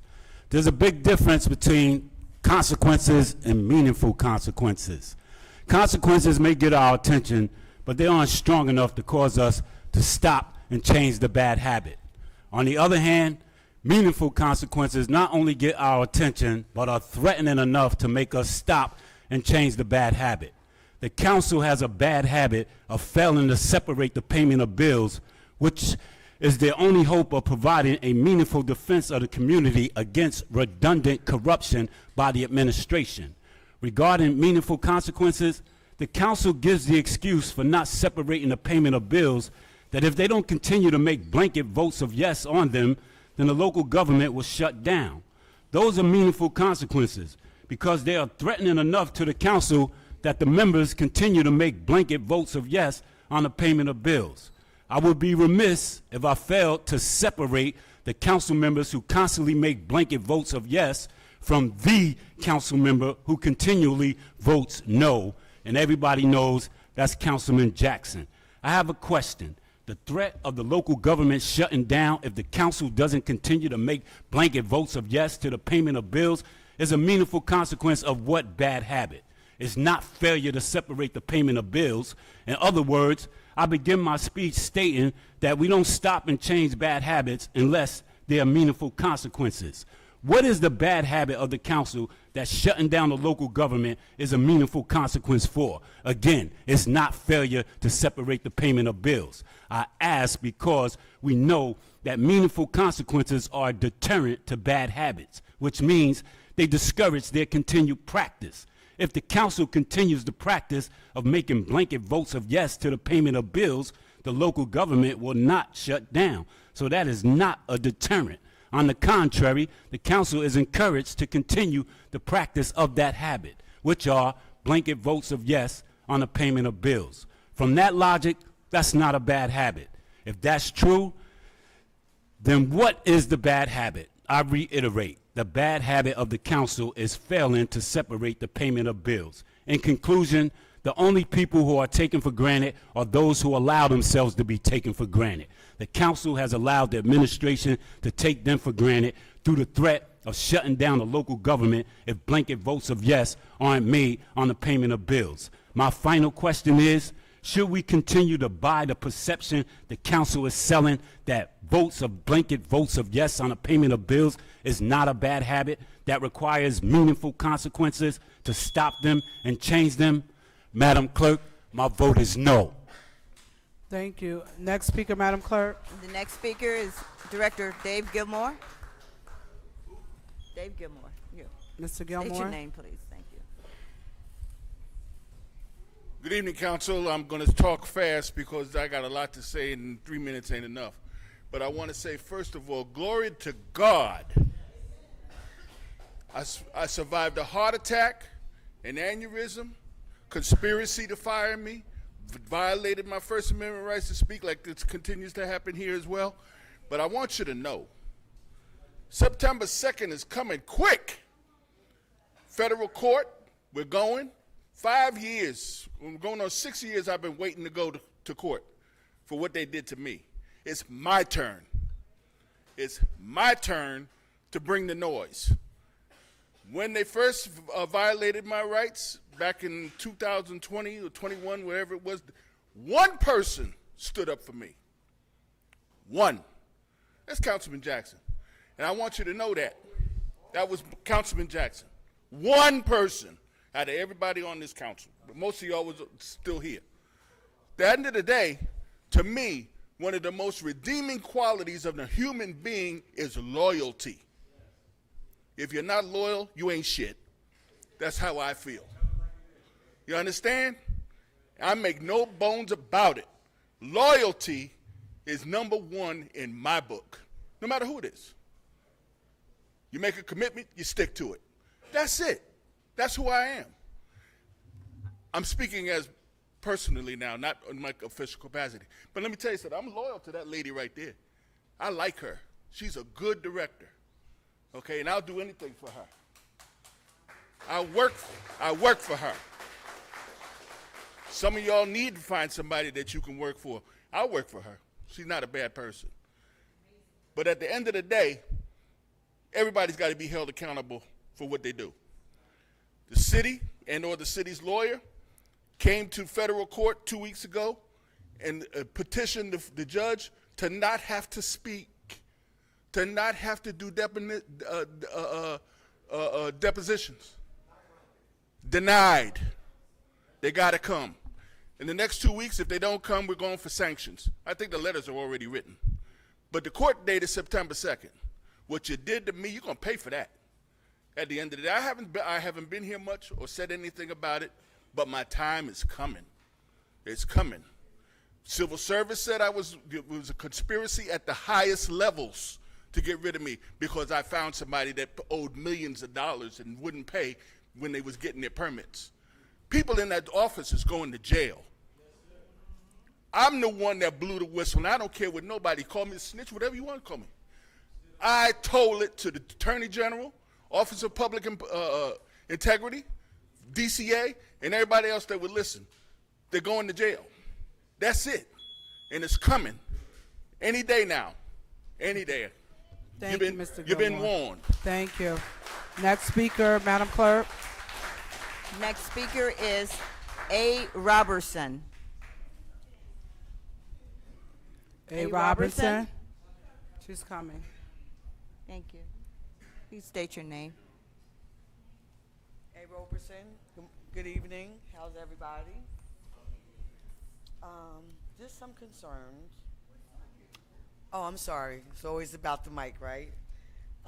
In terms of the development, as always in the city, my question, I'm posing a question. On the corner of Main and Broadway, have not seen any construction going on, on that location in quite some time, which is an impediment for the city again. Where's the developer? Why is it not happening? Not that I want it to happen. Okay, so which now it becomes the eyesore. Main Street and Broadway, right across from Broadway Pizza. Okay, the other thing, on Marshall Street, in between Weiss and Van Winkle, 261, we have two sites going up there. Okay? Where's the parking? How is it going to happen? It's going to impede the city again. We need to begin looking at this here. We need to, be talking to zoning, okay, because it's killing the city, and it's going to kill the city. And that's, we know what's going to happen. We're going to have police officers out there start ticketing and what have you. I have a question about the cameras in terms of the predators for dumping. Are they working? Are we catching? Are we fining? Great. The other thing, West Broadway, coming down West Broadway from the top of Laurel Street, right by Checkers, the trees, they need to be scaled back, because if you're coming down, you're going to look at the light at the corner of West Broadway and Belmont Ave, and you're going to think you have a green light because the tree on West Broadway right by Checkers needs to be scaled back. We need to look into that. Laurel Street, won't give the address, in between Oxford and West Broadway. A house was built there, it was condemned, built it up from the ground up. It was a rental. Now it's a for sale sign. Hasn't been rented since, hasn't been rented. Abandonment already. You understand what I'm saying? And this is what we're allowing these developers to come in. Still our 40 acres and a mule. They want to build. They can't rent. People can't afford the rent. And then guess what? We're going to have the problems that we had 30 years ago. The elopement, okay? We need to do something. We need to, as a council, our council need to be speaking to our zoning. We need to slow down the development of these properties until we can figure it out. The other thing, right off of River Street, the side streets right off of River Street where the dump trucks go to dump, I see they did the pavement over there. Great, we need that. But what about Curtis, please? What about Curtis, please? We got to do better. We got to do better. Our city is, we're flatlining. We're flatlining. Thank you. Thank you, Ms. Annette. You're welcome. Next speaker, Madam Clerk. Yes, the next speaker is Francis Harrison. Good, State your name, good please. evening, Mother Havinson. Good evening, everyone. Thank you for this new board, and I'm hoping that we've gotten over kicking the can down the road. How long have we asked to have the bills separated on different issues?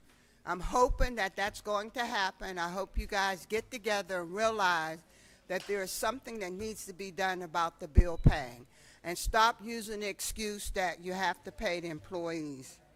Okay, I'm standing up here with several issues. I have a problem with supervisories of the DPW. I want to know, what are they getting paid for? Because if you don't put something on Facebook or call Velez or make pictures of the garbage and the stuff that's happening in this city, nobody sees it. We have to clap up mess. Mess comes out and cleans up whatever is called. But what are these supervisors that work for DPW? Are they riding around with blinders on? I'm noticing all over town that these signs are leaning to the side because cars have knocked them, or they're gone, or they're down on the ground, and they've been there for weeks and weeks and weeks and weeks. So a work order that says when you see an incident as a DPW person, you should write it up so it can be followed up. Why does the public constantly have to be notifying these people to do their job? Okay. Customer service is another issue. Too many years. It'll be 8 years Andre has been in this job, and that was one of the things that he said he was going to take care of. Calling any office in this city, and the phone rings off the hook. Nobody picks up. If I didn't have a personal number for someone else to go over and find out why the phone is not being answered, I would never get through. I've had to call people that I have their personal number to ask them to go check in the construction office, to go check in the zoning office. When is this going to happen? Customer service is the worst. The website of the third largest city is pathetic. It's been said that IT people have been hired. This one has been hired. Communication person has been hired. All these people have been hired. What the heck are they doing? Even on the website, you still got names on the website that these people are no longer here. They're not even in the system anymore. You try to send an email to somebody, it doesn't go through because now they're new and they're not in the system yet. Get it together. Council, please. It's a new regime. Work together for this city and do better. Thank you, Mama Francis. Next speaker, Madam Clerk.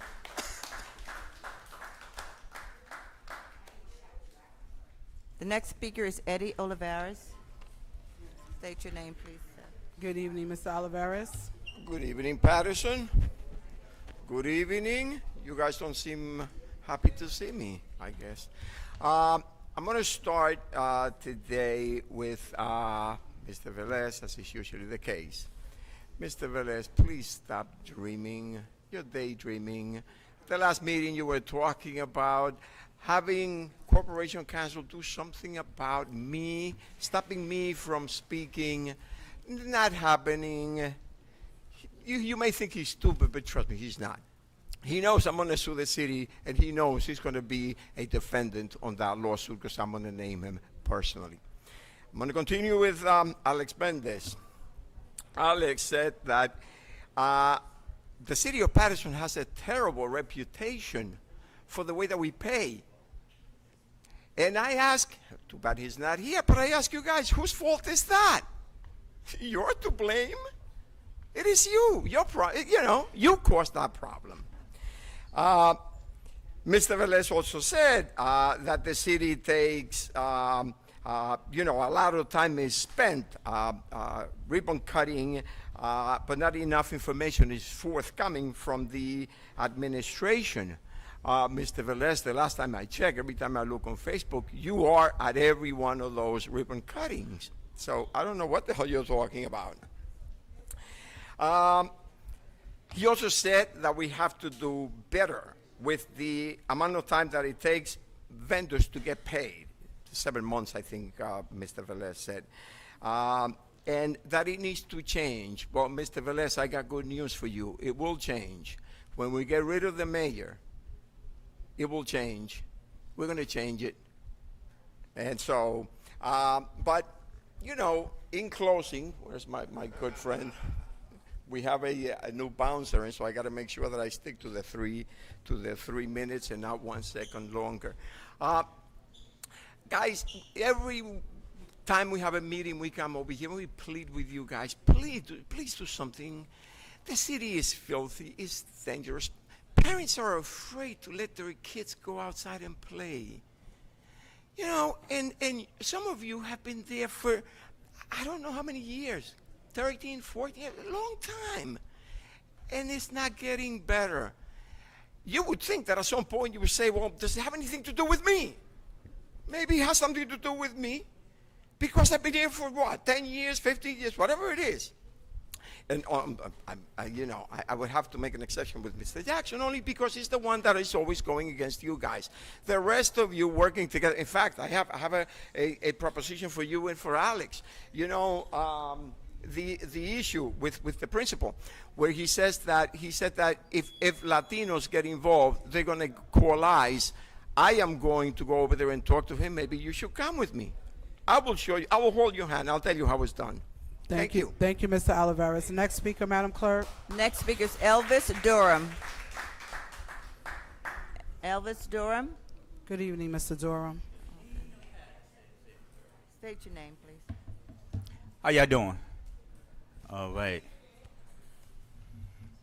We in the summer season, and we got a new council president. Congratulations. Councilman at Laws Lisa Mims. New council vice president, Councilwoman at Laws Marissa Daria. Well, y'all got work to do. This is the 3rd largest city in New Jersey. This is not no town. People is going homeless. I was almost homeless. Thank God. Okay? Rent is too doggone high in this city. Administration, I'm talking to y'all too. And respect. It's time to bring low income. It's time to bring jobs. How are we gonna pay for these nice high behind apartments? Ain't no jobs here. Bring the jobs. That's it. Also, we got 2 black businesses, brand new in the downtown area. It's time for us to support our own in Paterson. Stop running to Goddard State Mall and support downtown. We got Silver Fox Ice Cream Shop, the best ice cream shop in the tri-state area, on 59 Broadway, downtown Paterson, New Jersey. We also got, oh my God, we got Fast Break Cafe, Sports Lounge. They got some good food, y'all. Maybe the best food in the tri-state area. Inside Central City Mall, 301 Main Street, downtown Paterson, New Jersey. You want some good food? Go to Fast Break. Also, we got 2 major events coming up in the month of August. Okay? Everybody say, oh, it's no place to go in Paterson. They right. Ain't nothing to go. I thank God for the former Councilman McCall and his team for bringing the Jamaican Festival every year. God knows, if it wasn't for them, we won't have nothing in this city. And most of y'all got connections. Y'all got connections with big people in the industry. But y'all say y'all care. Come on, make it make sense. Councilman McCall got the Jamaican Day, Saturday, August 2nd, at Eastside Park. I believe the address is 800 Broadway, Saturday, August 2nd, I believe at 5 p.m., right? 5 p.m. And Sunday, good God Almighty, they're going to put the icing on the cake. We're going to have church. Good God Almighty. Ain't God good? Sunday, August 3rd, Eastside Park, the Jamaican Festival at 5 p.m. And guess who's one of the special guests? This guy is better than Donovan Corkin.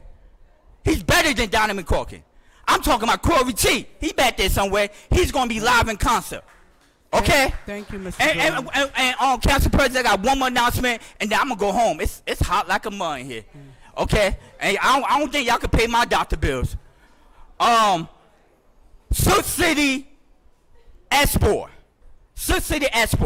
It's going to be at Hiskell Stadium on Saturday, August 2nd at 12 p.m. until 8 p.m. Saturday, August 2nd. And it's going to be featuring one of the best R&B pop groups in the world, Riff. Going to be live in concert. Thank you, Mr. Also, wait, let me finish. Durham, Also, Ashley Motley going to be in concert. Respectfully, Mr. Okay. Durham, we let me have to finish. be the change we want to see. Okay. You said one announcement, so Yeah, thank yeah, you yeah, so this- much. this is the whole- Just bring it back next week. We still have some time until August. No, I'm finished. Okay. I'm finished. Thank you. Thank God you, bless. and God bless you. Yes. Next Okay. speaker, Madam Clerk. The next speaker is Kamisha Rogers Jones.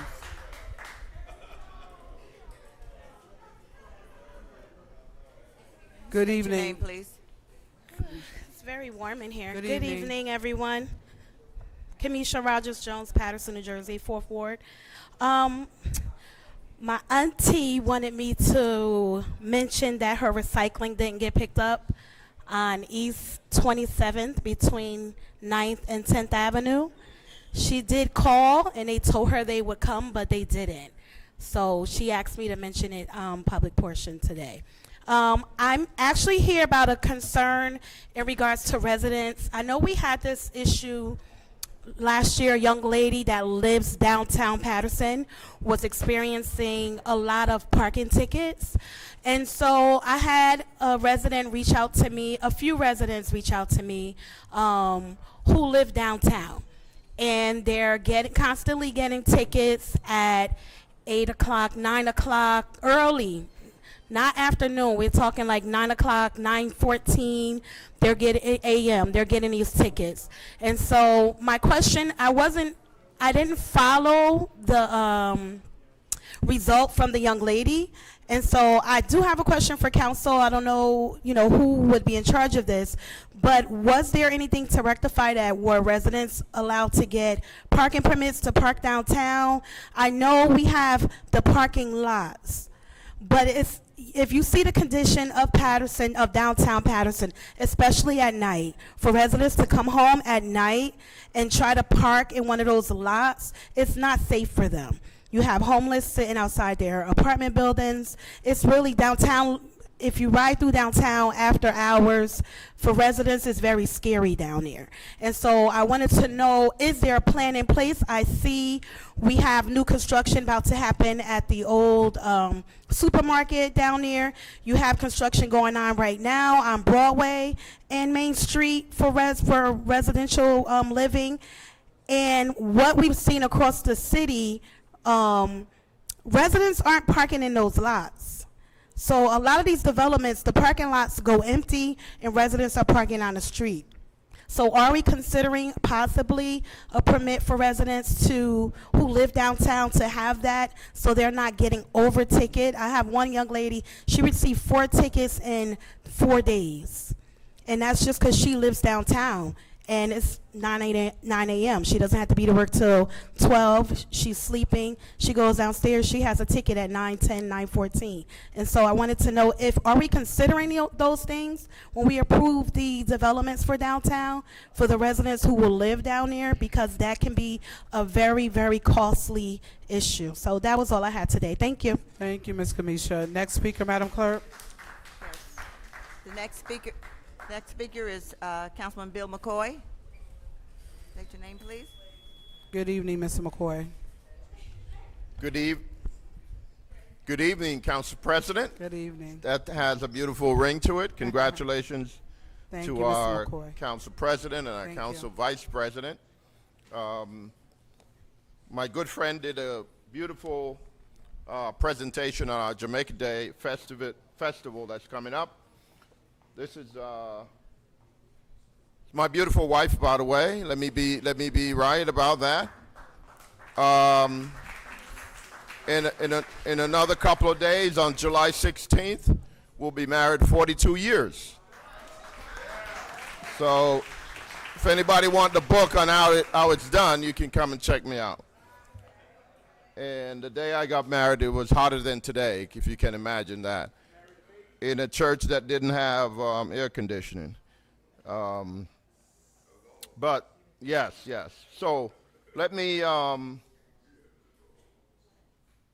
really thank you for the opportunity to address you.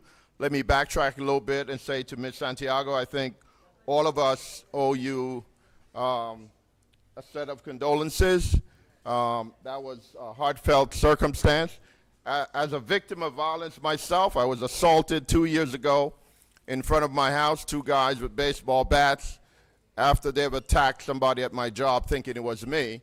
2 years later, although everybody know who it is, we haven't arrested anybody yet. So I'm really concerned about that. And every day that I get out of my house, I have to be looking up and down and be concerned about that. That's wrong. We need to get that addressed. But challenges make us stronger. Council members, I want to appeal to you for charitable organizations, just as like the Bill McCoy Foundation.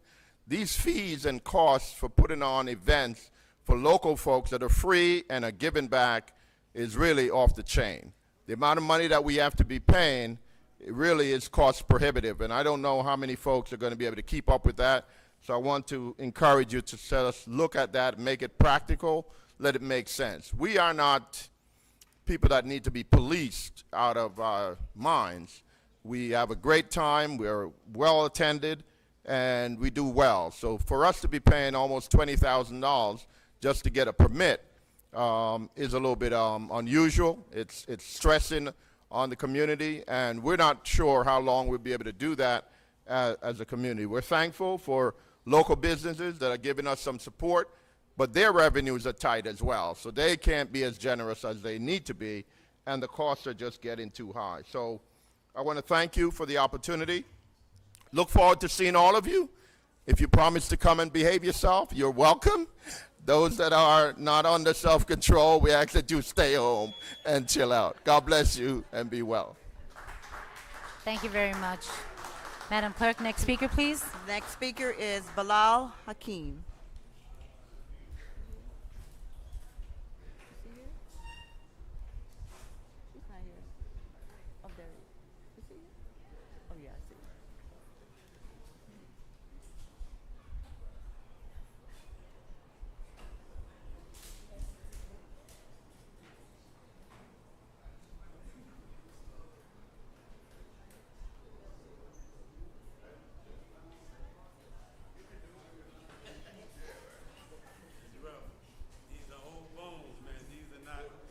Not young bones anymore. State your name, please. Thank you. Good evening, Mr. Hakim. Good evening. Good evening. I seek refuge from the devil and the whispers of the devil.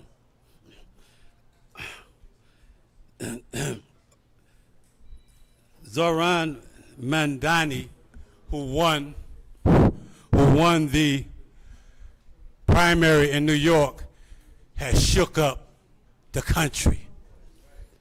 It's in the air. So none of you feel like you don't get too comfortable. He defied the party. Bloomberg pumped in $80 million. Still lost.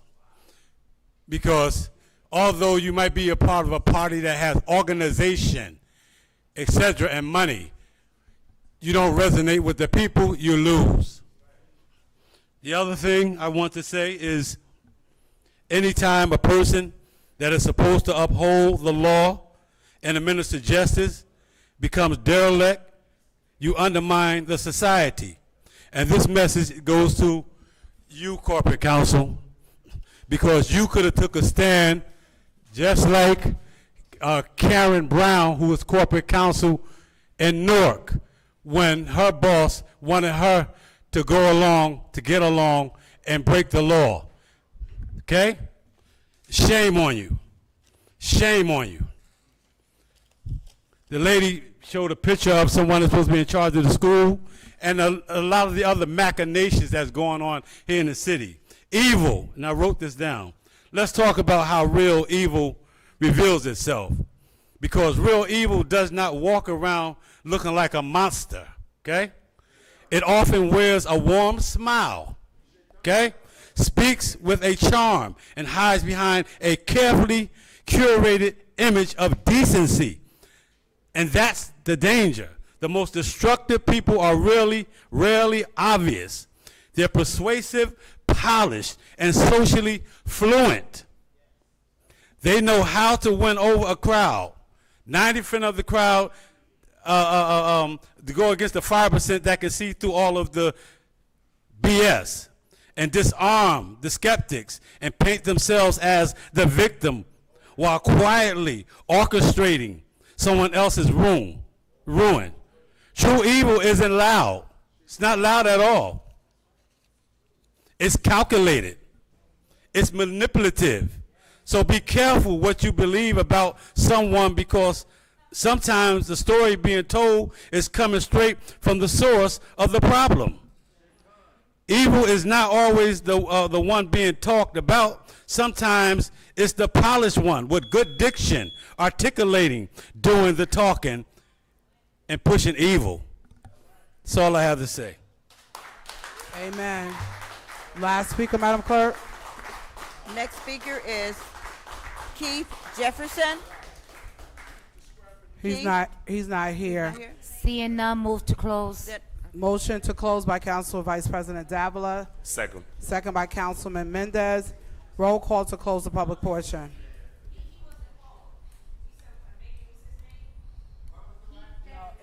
It's Keith Jefferson. That's not his name. He wasn't signed up on the sheet. Did you sign up to speak? He didn't sign up to speak. Maybe his first sign. Who is he? From Federation. Yeah, who is once- he? Are you saying you? No, the guy back there. Who is Are he you back asking? there? No, he's not Mr. Jefferson. We know him very well. He didn't sign up to speak. Roll call to close public portion, Madam Clerk. Roll call to close the public portion. Councilwoman Cotton. Madam Clerk, my vote is yes. Councilwoman Davila. Yes. We're in the middle of roll call, public. I just need to speak to you. No. Simple issue. No. No. Point of privilege. We're in the middle of closing it. Yeah. The sign-in sheet was out for over an hour. I can allow our business administration to talk to you on the side, but we're now at the middle of closing public portion.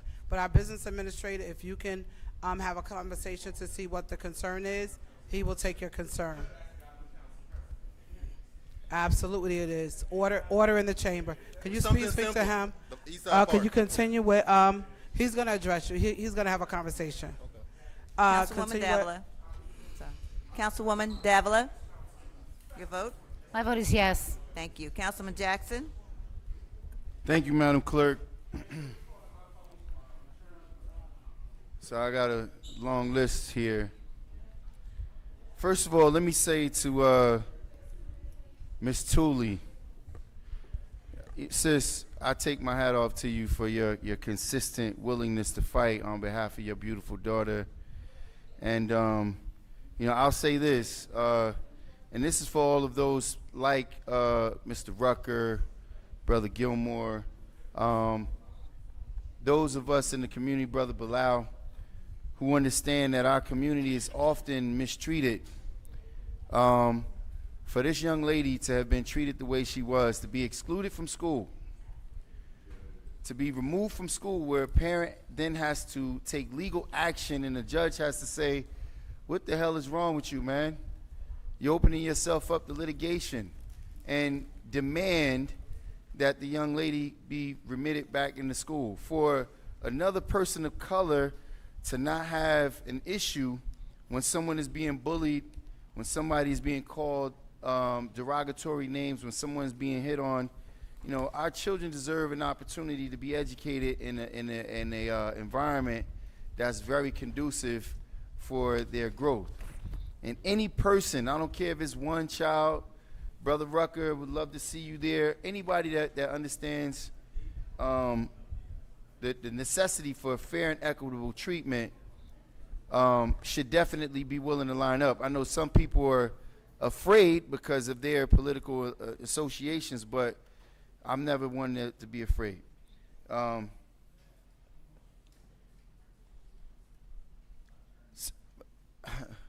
Now, see, this is why, Council President, with all due respect, this is why the practices in which you're choosing to pursue is inappropriate.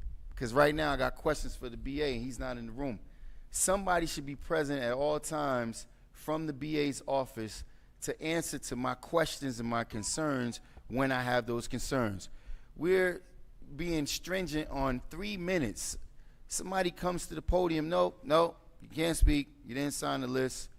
Now the public doesn't get to hear their concerns because, see, that is the only way in which we get a response from this administration. And Director Rodriguez, I'm glad you're still here.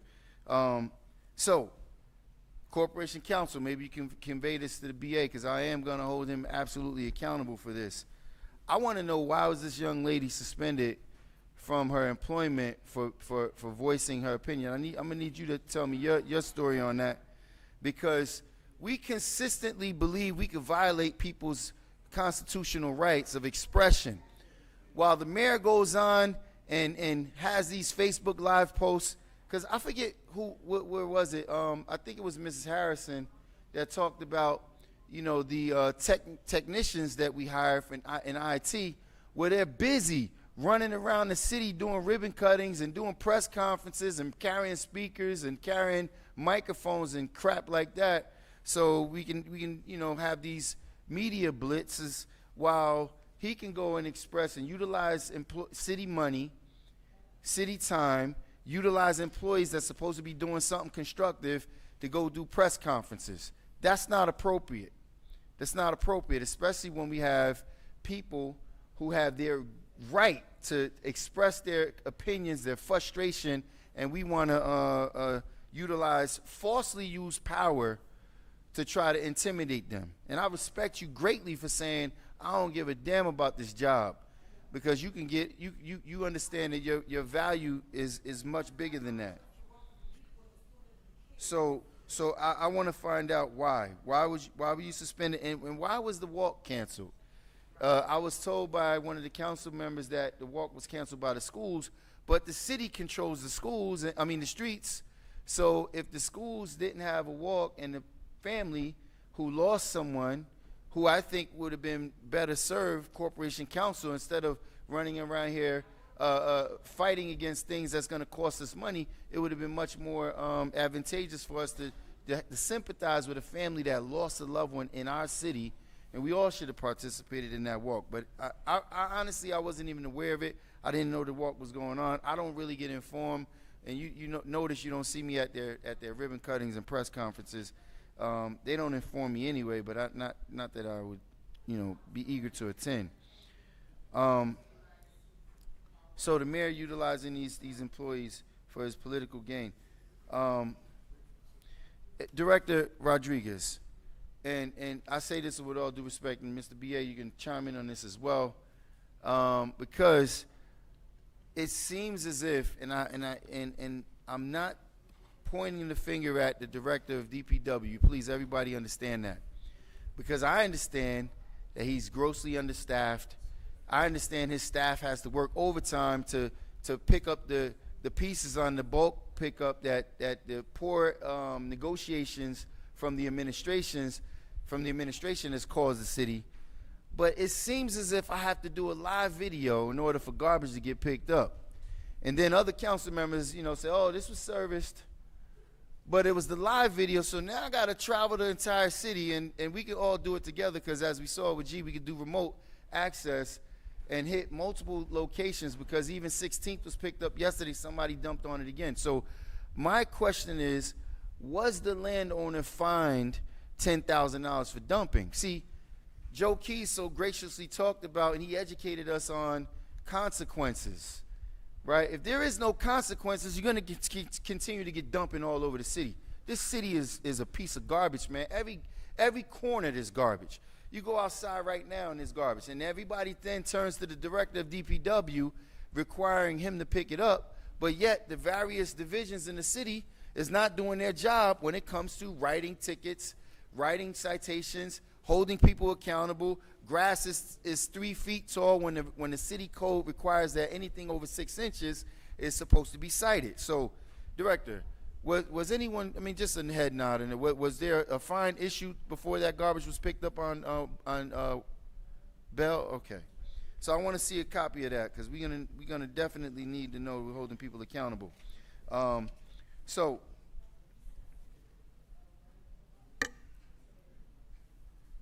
Corporation Council and Mr. BA, my disappointment, and it falls directly on your shoulders, Corporation Council, because, prior to you coming to the city, you made a living on suing the city. Now it seems as if you're making a living costing the city more dollars.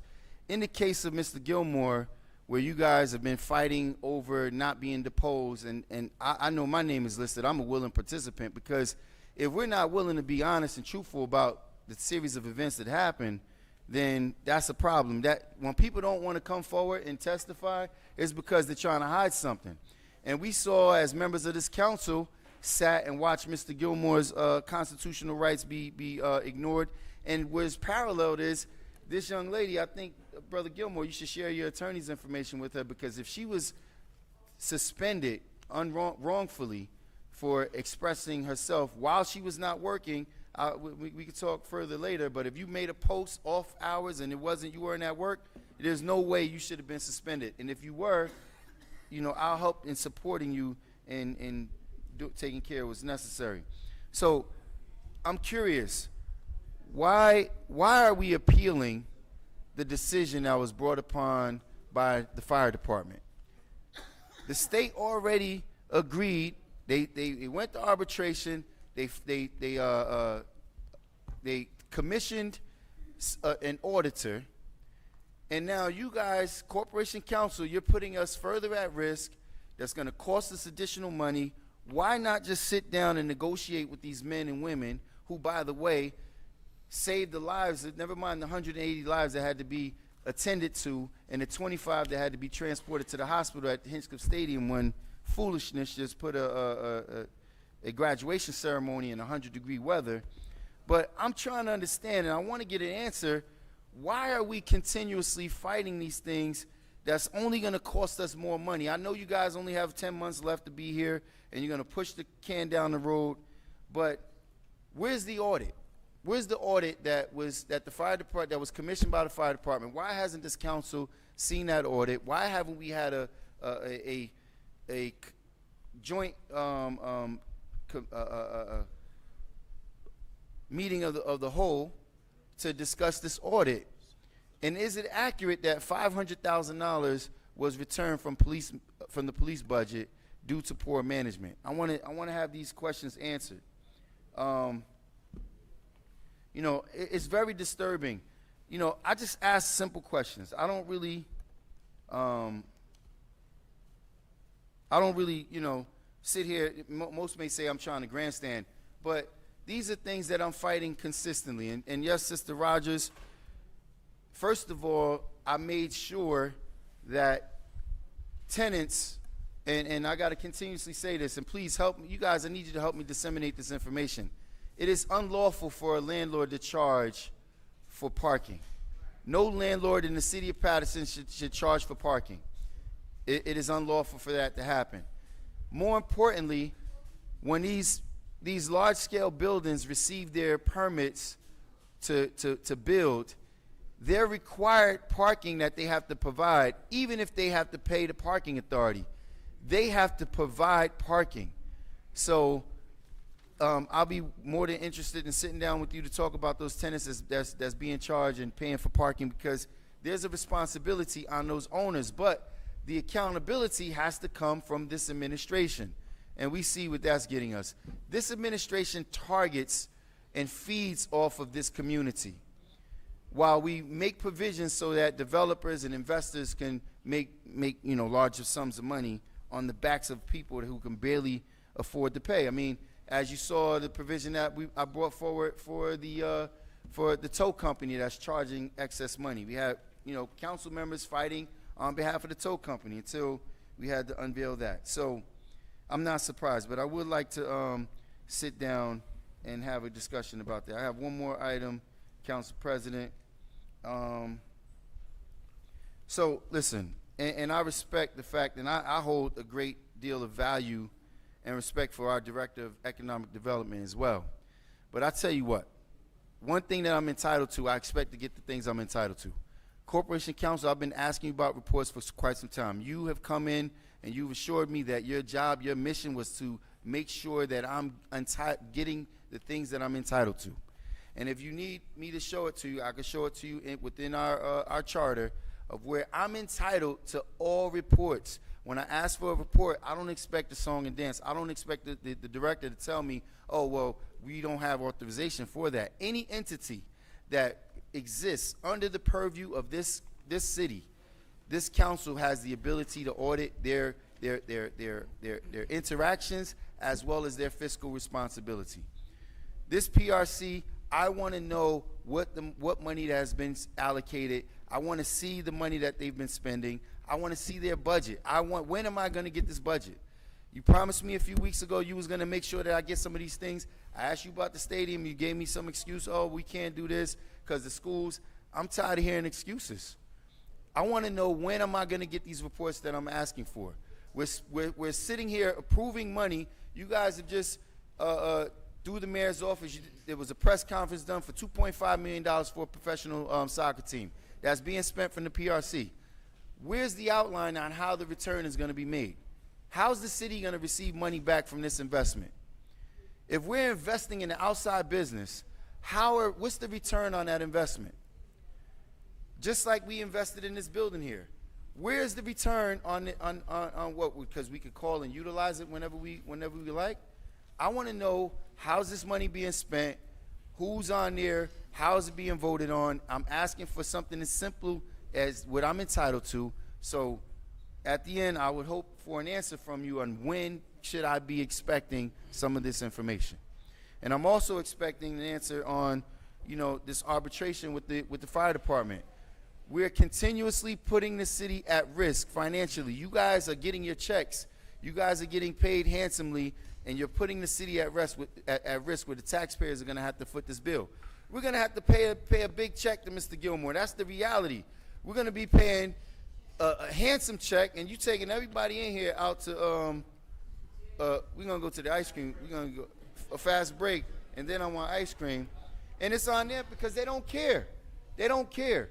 They could completely violate. Corporation Counsel never advised the council, which he's supposed to do. That's part of his job, advising the council when a move is going to be a detriment. He never advised the council that he advised the mayor that suspending and or firing Mr. Gilmore was going to be detrimental to the city. Where was he on that? He sat, not only did he sit quiet, he aided in the effect. So as it's going to cost us millions of dollars on this move, he's sitting there with this smug look on his face as if, you know, hey, it's just par for the course. But council will continuously vote on these items and continuously approve these things. We're going to be voting on the approval of that, and I look forward to you. I think you should render a some kind of a lawsuit, because that's what they depend on. See, they anticipate that people from the urban settings and from the, you know, minority communities, they're not going to do anything. They thought Mr. Gilmore was not going to do anything. He sure showed them he busting their ass. That's the real story. So hats off to him. Now the rest of you, get a piece, line up, because, you know, it's there for the taking.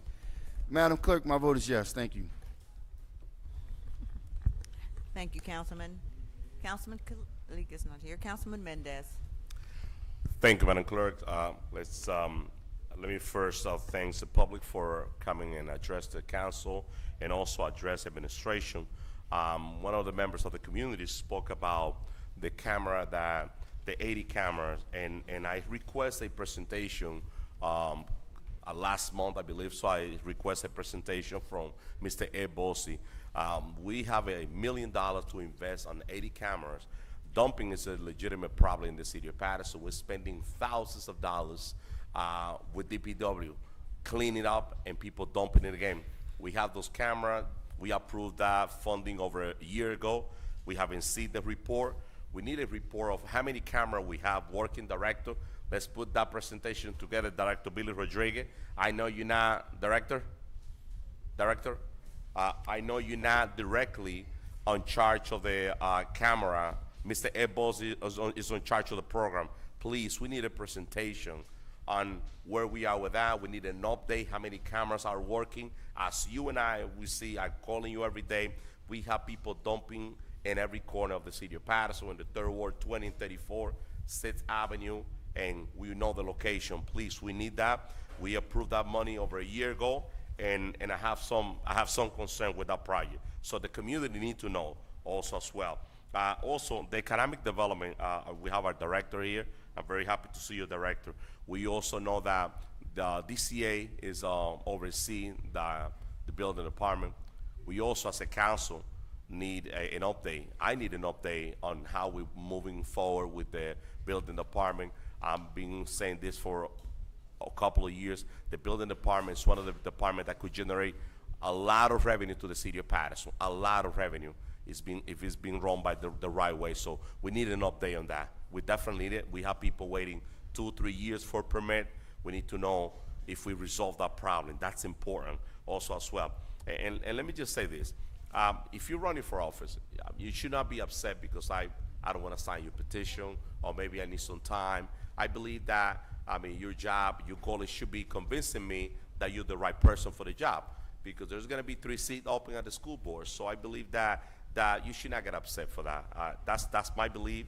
When I need to convince somebody, I talk to that person and I prove that person and I show that person that I love the position and that I'm ready to fight for that position to represent the children.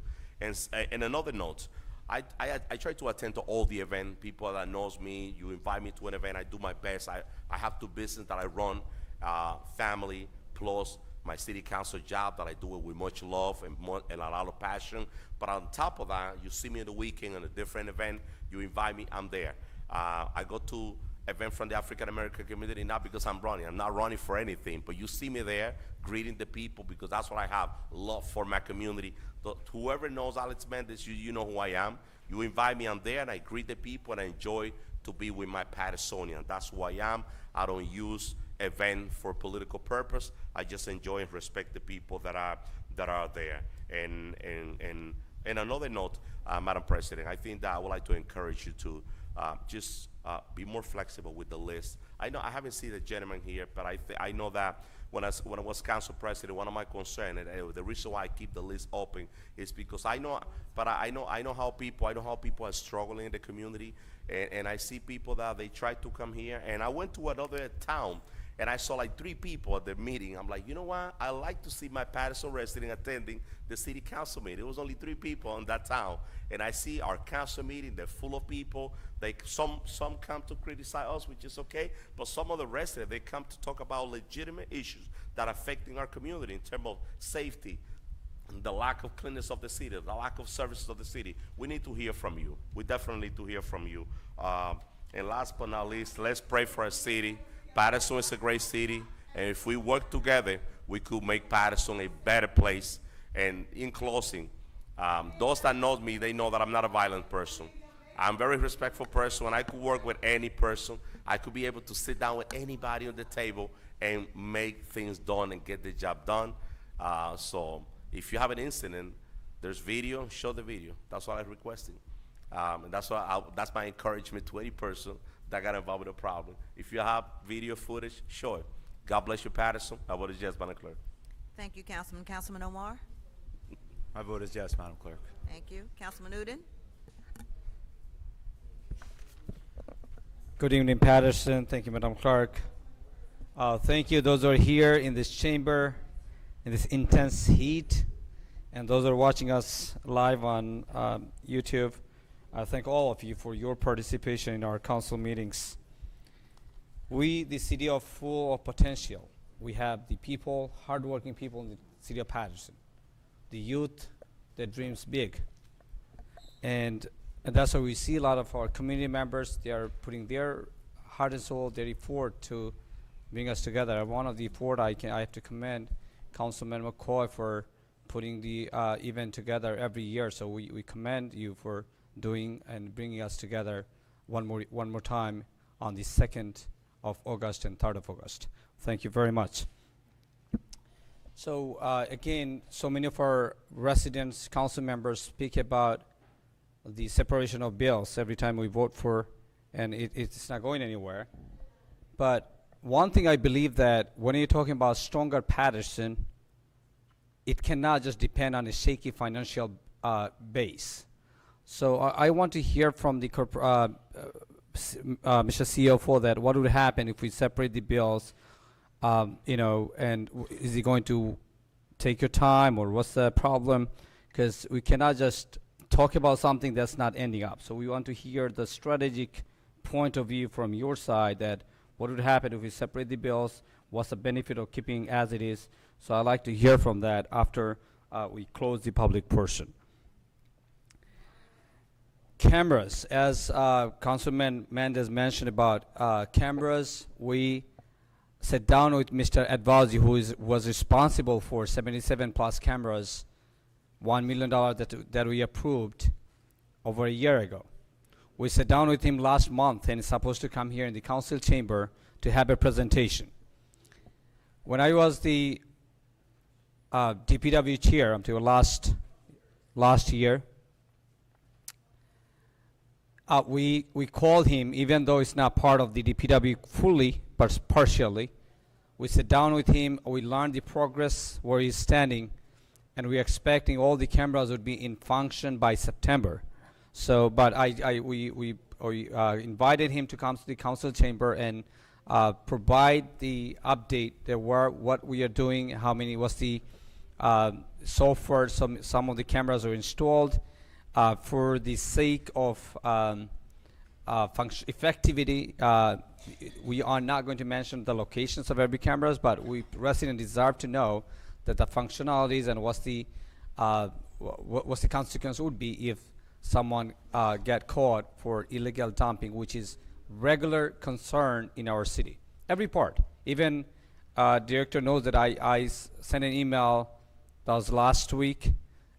There's last night even I checked, that was not picked up on Linwood Avenue, right behind the Joseph Etab School. There's another ongoing illegal dumping taking place on Sheridan, I believe. Sherman Avenue, my bad. So I emailed two of the emails that we are expecting to be picked up. So this is a regular issue. It's not just one part of the city in every single section. So we like to see that city is ending. Here's a funny part that when we speak to the family members, and it came as a joke, but I really was hard when someone said it. I said, listen, you don't have to. I was driving with some of my family members. They're from out of town, and we just came here in Paterson. He says, welcome to Paterson. So someone was jokingly said it. You don't need to say welcome to Paterson. When you see trash, you know that you are in Paterson border. And I was really hard when someone said it. Someone said it jokingly, but this is very, if you think about this, is very true. We don't want to see someone commenting about Paterson like this. About gun violence. Ms. Santiago and many mothers out there, their souls are tearing because the gun violence and ongoing is happening everywhere in the city of Paterson, and we don't see the ending of it. I understand this is not a one day of job that to be stopped in suddenly, but we have to prioritize this issue. We don't want to see our youth dying, losing their lives, families are losing their loved ones because of this ongoing situation. So we have to prioritize some of the options that we as Patersonians see progress. And also Paterson, the resident of the city of Paterson need to see the real progress, not on the paper, not on the speak. We actually speak for hours, but we tell nothing. That's the very truth. Sometimes we speak for hours, and if you sum up what we said, it's not even 1 minute of speech. So Paterson wants action, not speech. With that expectation, Paterson, thank you for being part of their city council, making your voice heard. When you come here, I think the government works better. With that being said, my vote is yes. Thank you, Councilman. Councilman Velez. Council President, I'm going to try to make it quick in my statement because I listened to the community today. Ms. Santiago, you mentioned something that really I'm working on it. I spoke to Corporate Council a couple, I believe a month and a half or 2 months ago, creating an ordinance to prohibit ski max for seasonal. Ski max for seasonal. That means from March to December, no mask. And from December, spring to, seasonal only.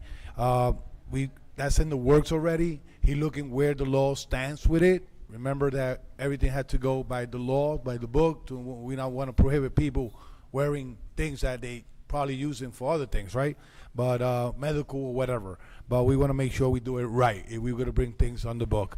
Regarding the death of your son, we still remember those days. Always going to remember the day of the suffering of your family. In your house, that we cannot forget that. The council cannot forget that.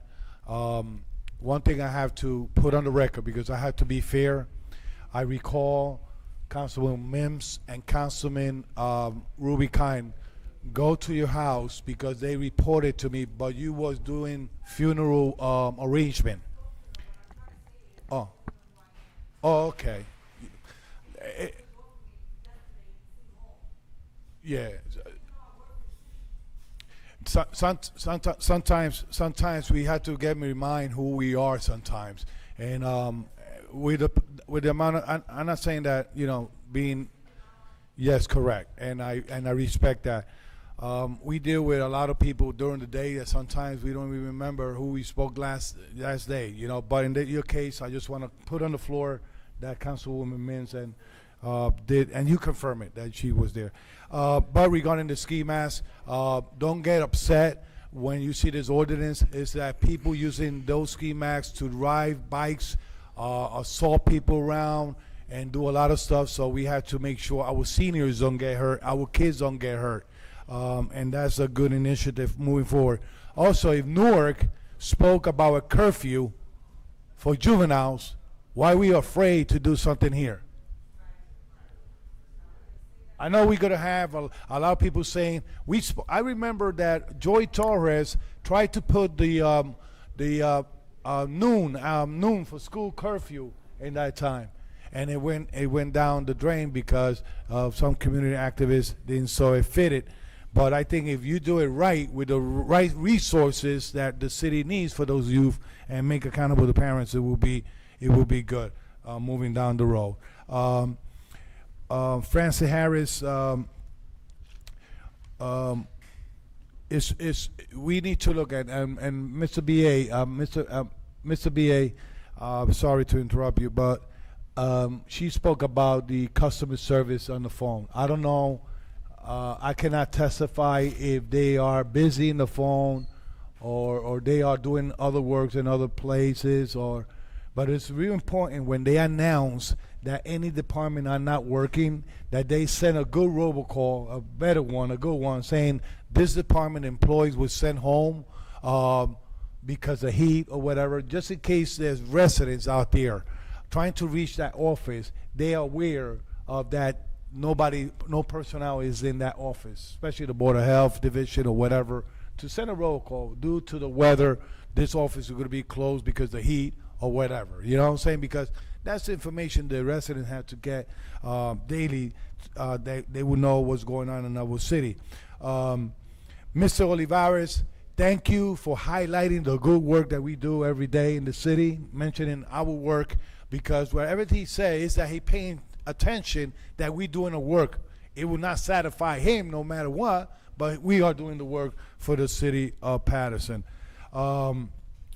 Regarding the lady that came for the residents parking in downtown, there is an ordinance draft that we are working for almost a year and a half. It's going to be soon finished, and it's going to be brought to committee and to discuss and to see if my colleagues will support it, and if they have something to add to it. We as a council had to take initiative in that. It will save a lot of problem with our residents. I have to be honest here. DPW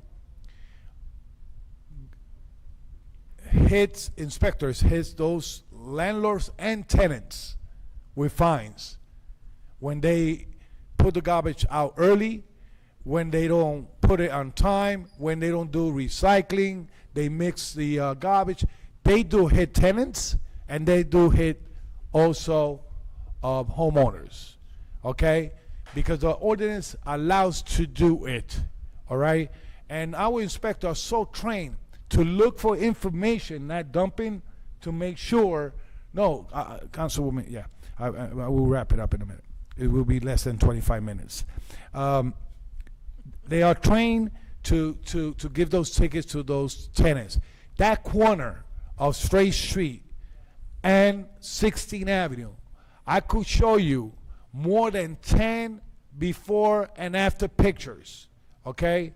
This last one that they did a video, whatever, was reported in July 1st. But as you know, that it was a holiday. They was working with skeleton crew, okay? And before the DPW goes there, they send an inspector to issue what they have to issue and then pick up the garbage that is all dumped in that corner. To say that they're not taking action to the landlords in that place, yes, they've been in court. They issue warrants once because they didn't show to court, and they also have more fines on the way. So saying that, and I want to add, I'm not going to say where are the cameras that are watching the people are dumping in the city of Paterson. They are out there, okay? And the DPW employees and those cameras have caught a lot of people with license plate, and they have taken them to court. And we have a quite good report on that. But that's why I speak about giving committee reports, because all that is spoken and conversation in committee report, and we could bring a highlight to the community to let them know what's going on. Last but not least, I receive a call, Councilwoman President, I receive a call from a resident from Woodland Park, asked me that her son got a ticket, that how I could help her to get an attorney, because this is the first time her son of 20 years old got a ticket. And I asked, what's the ticket for? For dumping in the city of Paterson. You know what I want to say over the phone? You imagine what I want to say. I just went like, let me hold myself, right? But I orientate them. I say, this is an attorney. You need to get an attorney. You need to, whatever you feel to do. And I asked them, why you did dumping in the city of Paterson? They say, listen, I am 20 years old. I never knew that this guy hired me a truck, a U-Haul truck, and said that we could dump in Paterson. I took the garbage in the corner and I dumped it, and he didn't know what was going on. But now he's in trouble. So I know that I didn't spoke 25 minutes, but I want to say that we are working out there. We are making sure our city get the right information. Please do not get distracted. This council is working the way that you want us to work. You could agree or disagree, and that's okay. That's what we're here for, agree or disagree. But if I have to improve in something to make your life easy and to improve the way that you work in the city, or to improve your neighborhood, just talk to me. I'm willing to work with anyone. Last but not least, there was a fire in South Hart. Councilman. There was a fire in South Hart. I want to say thank you to the fire department for the prompt respond, to the Paterson police to take people that was inside those houses, mainly my dog too, okay, my husky. I was not in the city. I was in Baltimore. And as soon as I arrived at Baltimore, 4:45, they calling me. Now, I didn't even register at a hotel. I don't know to come or stay. But my two aides, Ilia Villanueva, Nairobi Vargas, and Una Furman, was assigned to assist anyone there. But I want to keep the record clear.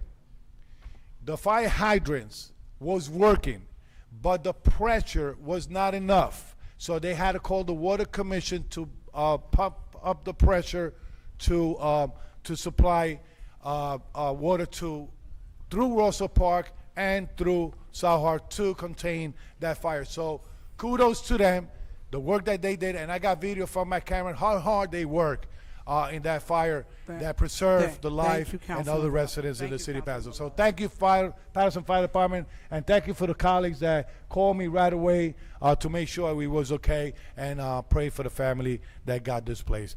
Saying that, Madam Clerk, my vote is yes to close the public portion. Council President. So I'm going to be the change I want to see. To the public, thank you for coming, and thank you to those viewing. My vote is yes. Thank you.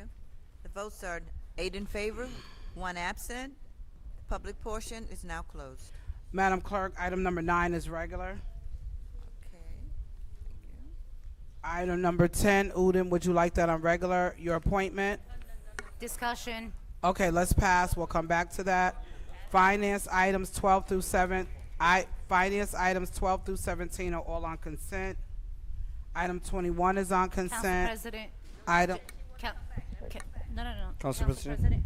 I just wanted to say in finance, Yeah, as the chair, we did discuss this. I did, just so you all aware. Council Vice President.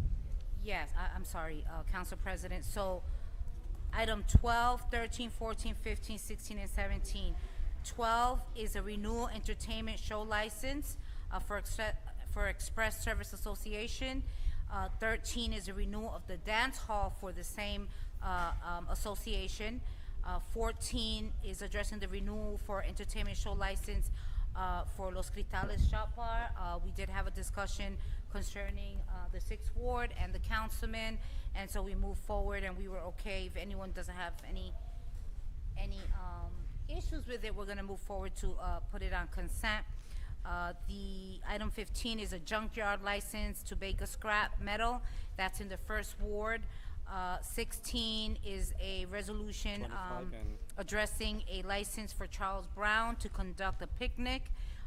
And 17 is a resolution authorizing cancellation of a tax sale certificate. Unfortunately, this individual was in foreclosure and was being taxed, so therefore, a refund and interest will be issued if this council does support it. So with that said, those are the items in finance, and they were discussed. So thank you very much, Thank you, Council President. President. Item number Council 11 is President. on consent, Madam Clerk. I think item number 11 should be on regular. Okay, item Okay. number 11 is regular. Regular. Council President. 1 second. Item number 21 is on consent. Yes. 21 consent. Items 22 through 24 are all on consent. Those are the Public Works, Public 22 Works. to 24, solicitation of bids, submission of grant applications. Yes. Council President, All, consent. you're good. All on consent. 26 and 27 are also Public Works. I don't have 26 and Yeah, 27. it's right at the 26, 27. 26 and 27. 26 should be and 27 consent, yes. consent as well. We really didn't have no DPW No, committee 26 meeting. is a reappointment. What are you?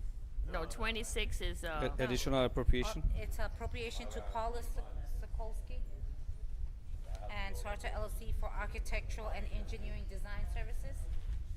I don't have that. 1 second. Sorry. Okay, so items 26 and 27 as 26 should be regular, and 27 should be consent, Madam Clerk. if I may, I see the director leaving. For which item? For which item, Councilwoman Cotton? Director Rodriguez. Yeah, what now? Director Rodriguez is a question. For which item, Councilwoman Cotton? 27. No, I saw the director leaving, Tiffany, and I Because know we she- put her Director item- Delaney. Director Delaney. She's leaving because we did her item before it's on consent. Are you saying you want to remove it from consent, item No, 11? which item is that? Because I thought that Number she- 11, she brought in here. Good evening. Item 11. So just to, 1 second, let me bring some order. Item number 11 has is a really nothing resolution much to do in with you. support of Habitat for Humanity. We understand that. I Yes. understand that. Okay. But I thought you were looking for another item on here that did not make the agenda. No. No, it's just item number 11, That's the only which is one the she has. Habitat for Humanity. Yeah. So they project. made you come here for item number 11? Who made her come? No, Who I'm made just me? saying, because... No, I came because I wanted to hear Oh, it okay. be approved, Yeah. but Well, I'm fine with she- it being on the regular So it's a agenda. workshop, so the director should be here for No, this. but this is only a letter, Director. No, Right. I understand, but it's an just a important letter, project, Director. and I wanted to can make hear what sure. everybody else is saying. Yeah. Well, And that's why I said appreciate- consent, I but- appreciate No, I you don't seeing never- you, Director. I appreciate it, but I don't mind. You, but Okay, this so is a one of the letter Councilman of consent. Mendez. Let me finish. There's a letter, just to It's a letter say of support, yes. Support. That's all this is. So But I I love seeing you, Director. And I do Councilwoman too, Cotton. but it's an important project. Councilman Mendez is requesting regular. Red Item light. number 11 is on regular. Thank you. I Okay. requested that before he did, so. You want it on regular? Thank you. Okay, Okay, so So we're on the same regular. page, Councilwoman. What's the problem? Thank you, No, council it's fine. colleagues. Let's be the Lord. change we want to see. So now we're going on, so we have. Number 9. So, Council President. No, one second. Item number 9 is regular. I said that earlier. Item 9 is regular, Okay, that's fine. right? That's what you said? You can put on consent. It doesn't matter. Okay, item number 9, consent. I'm sorry, Well, number. no, That's Councilman Mendez. Oh, that's I Councilman don't number Mendez. 9. I'm One- sorry. Yeah, one my bad. I'm second. sorry, yeah. Council. Councilman Mendez requests 9 to be on regular. So Yeah, I'm my- yeah. respecting the That's person fine. We that's heard I all of was thinking that. about It's 10. like we didn't. So we now didn't we're hear. moving on. I was thinking about 10. 1 second. Council Vice President Davila. All right, so I just want to put this, and I know everything that we say is on record, as we are on YouTube and we are on channel, I believe, 75. This has nothing to do with an individual, but just process. July 1st, Councilman Udine put forth an appointment. He did not reappoint the person that was there. As of June 30th, he should have let the clerk know that he was not reappointing an individual and put forth another name. We voted on that. I now see here, there's another name, and and they're saying a reappointment, and if we know about process, we know that there's been a lapse, therefore there is no reappointment, and if he is going to change the person that we all voted on and agreed to have as his Board of Adjustment commissioner, there should be a resolution here rescinding that, not a resolution from another councilman doing a switch. That is not the way we do business. I don't know what they're trying to do, but I just want to put it here on record. This is not the process. Councilman Mendez did not provide, as of June 30th, to the clerk, the person he would be reappointing or not appointing. Did not happen July 1st. There were 3 people who we voted on. Councilman Udine submitted Akas Ali. That's on record. We voted unanimously for him. All right. Councilman Jackson had a reappointment. That commissioner was also, Parchment was reappointed. That's a reappointment. June 30th, July 1st, that's a reappointment. And then Council President submitted her new appointment. And there was discussions there about that. So I'm looking at this. I don't understand the games being played right now. This isn't charades. All right, we need to stand and do what's right. If we are going to rescind Akasa Lee as a commissioner, there should have been a resolution here. It was on there. You want to see And the old one? if there is a new resolution, there should be one to rescind, so we can take action in our regular meeting, and then one to appoint. So I just want to put it on record here. That's not what this reflects. It is saying that Councilman Udine is appointing, and it's appointing. There's been a lapse. Not July 1st. That would be in our next meeting, which would be the 15th, I believe. Madam Clerk, our regular meeting where we take action on these items is Tuesday, June 15th. So I wanted to just put Council that, President. Council President. make that statement, because Councilwoman let me cover Cotton and first. I, we're having a discussion. Mendes.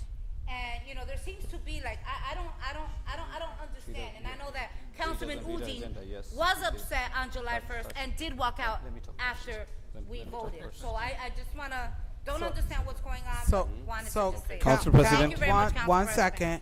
So let me just say,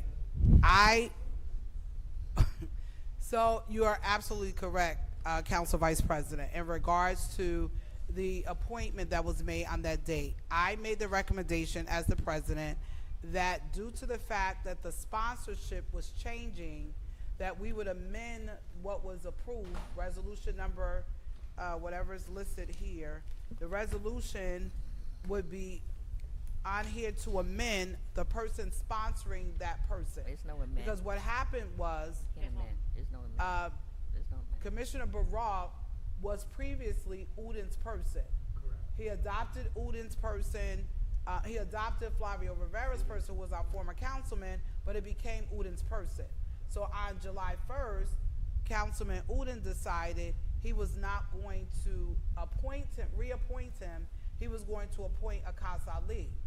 After July 1st, right, Councilman Mendez didn't have any appointments on that day. After July 1st, Councilman Mendez and Councilman Udine had their dialogue. They made a change.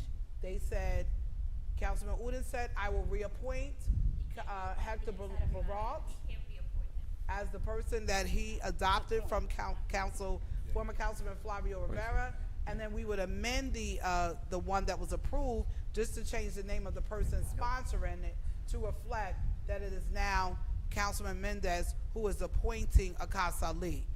Their span of service doesn't change. I know that you, Councilman Udine, and then Councilman Mendez, if you would like to make those changes, it's up to you. I like to talk actually before, because One second. I would like to So, talk too. Councilman Udine, Councilman Mendez, and then Councilwoman Collins. Go ahead, Councilman.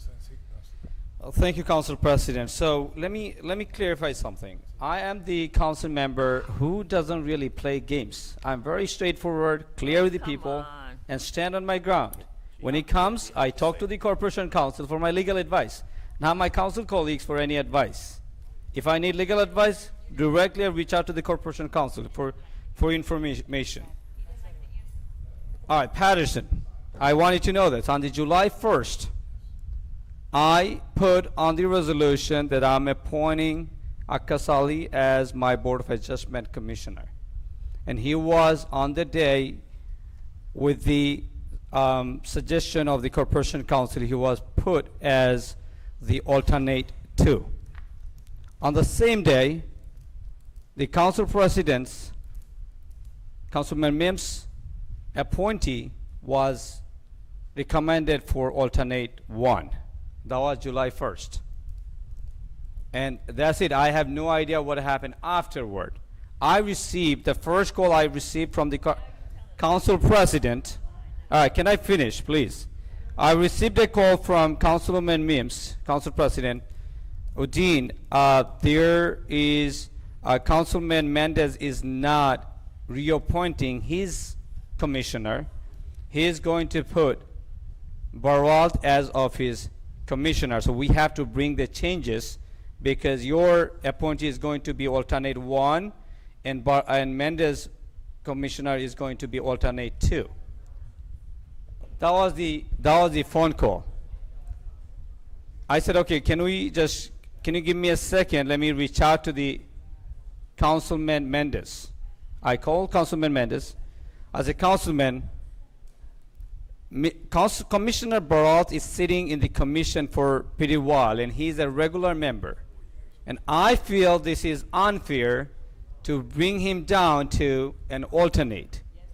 Can we have a dialogue, and you better sponsor my guy, and I'll sponsor Commissioner Baralt so that he can have his current voting power.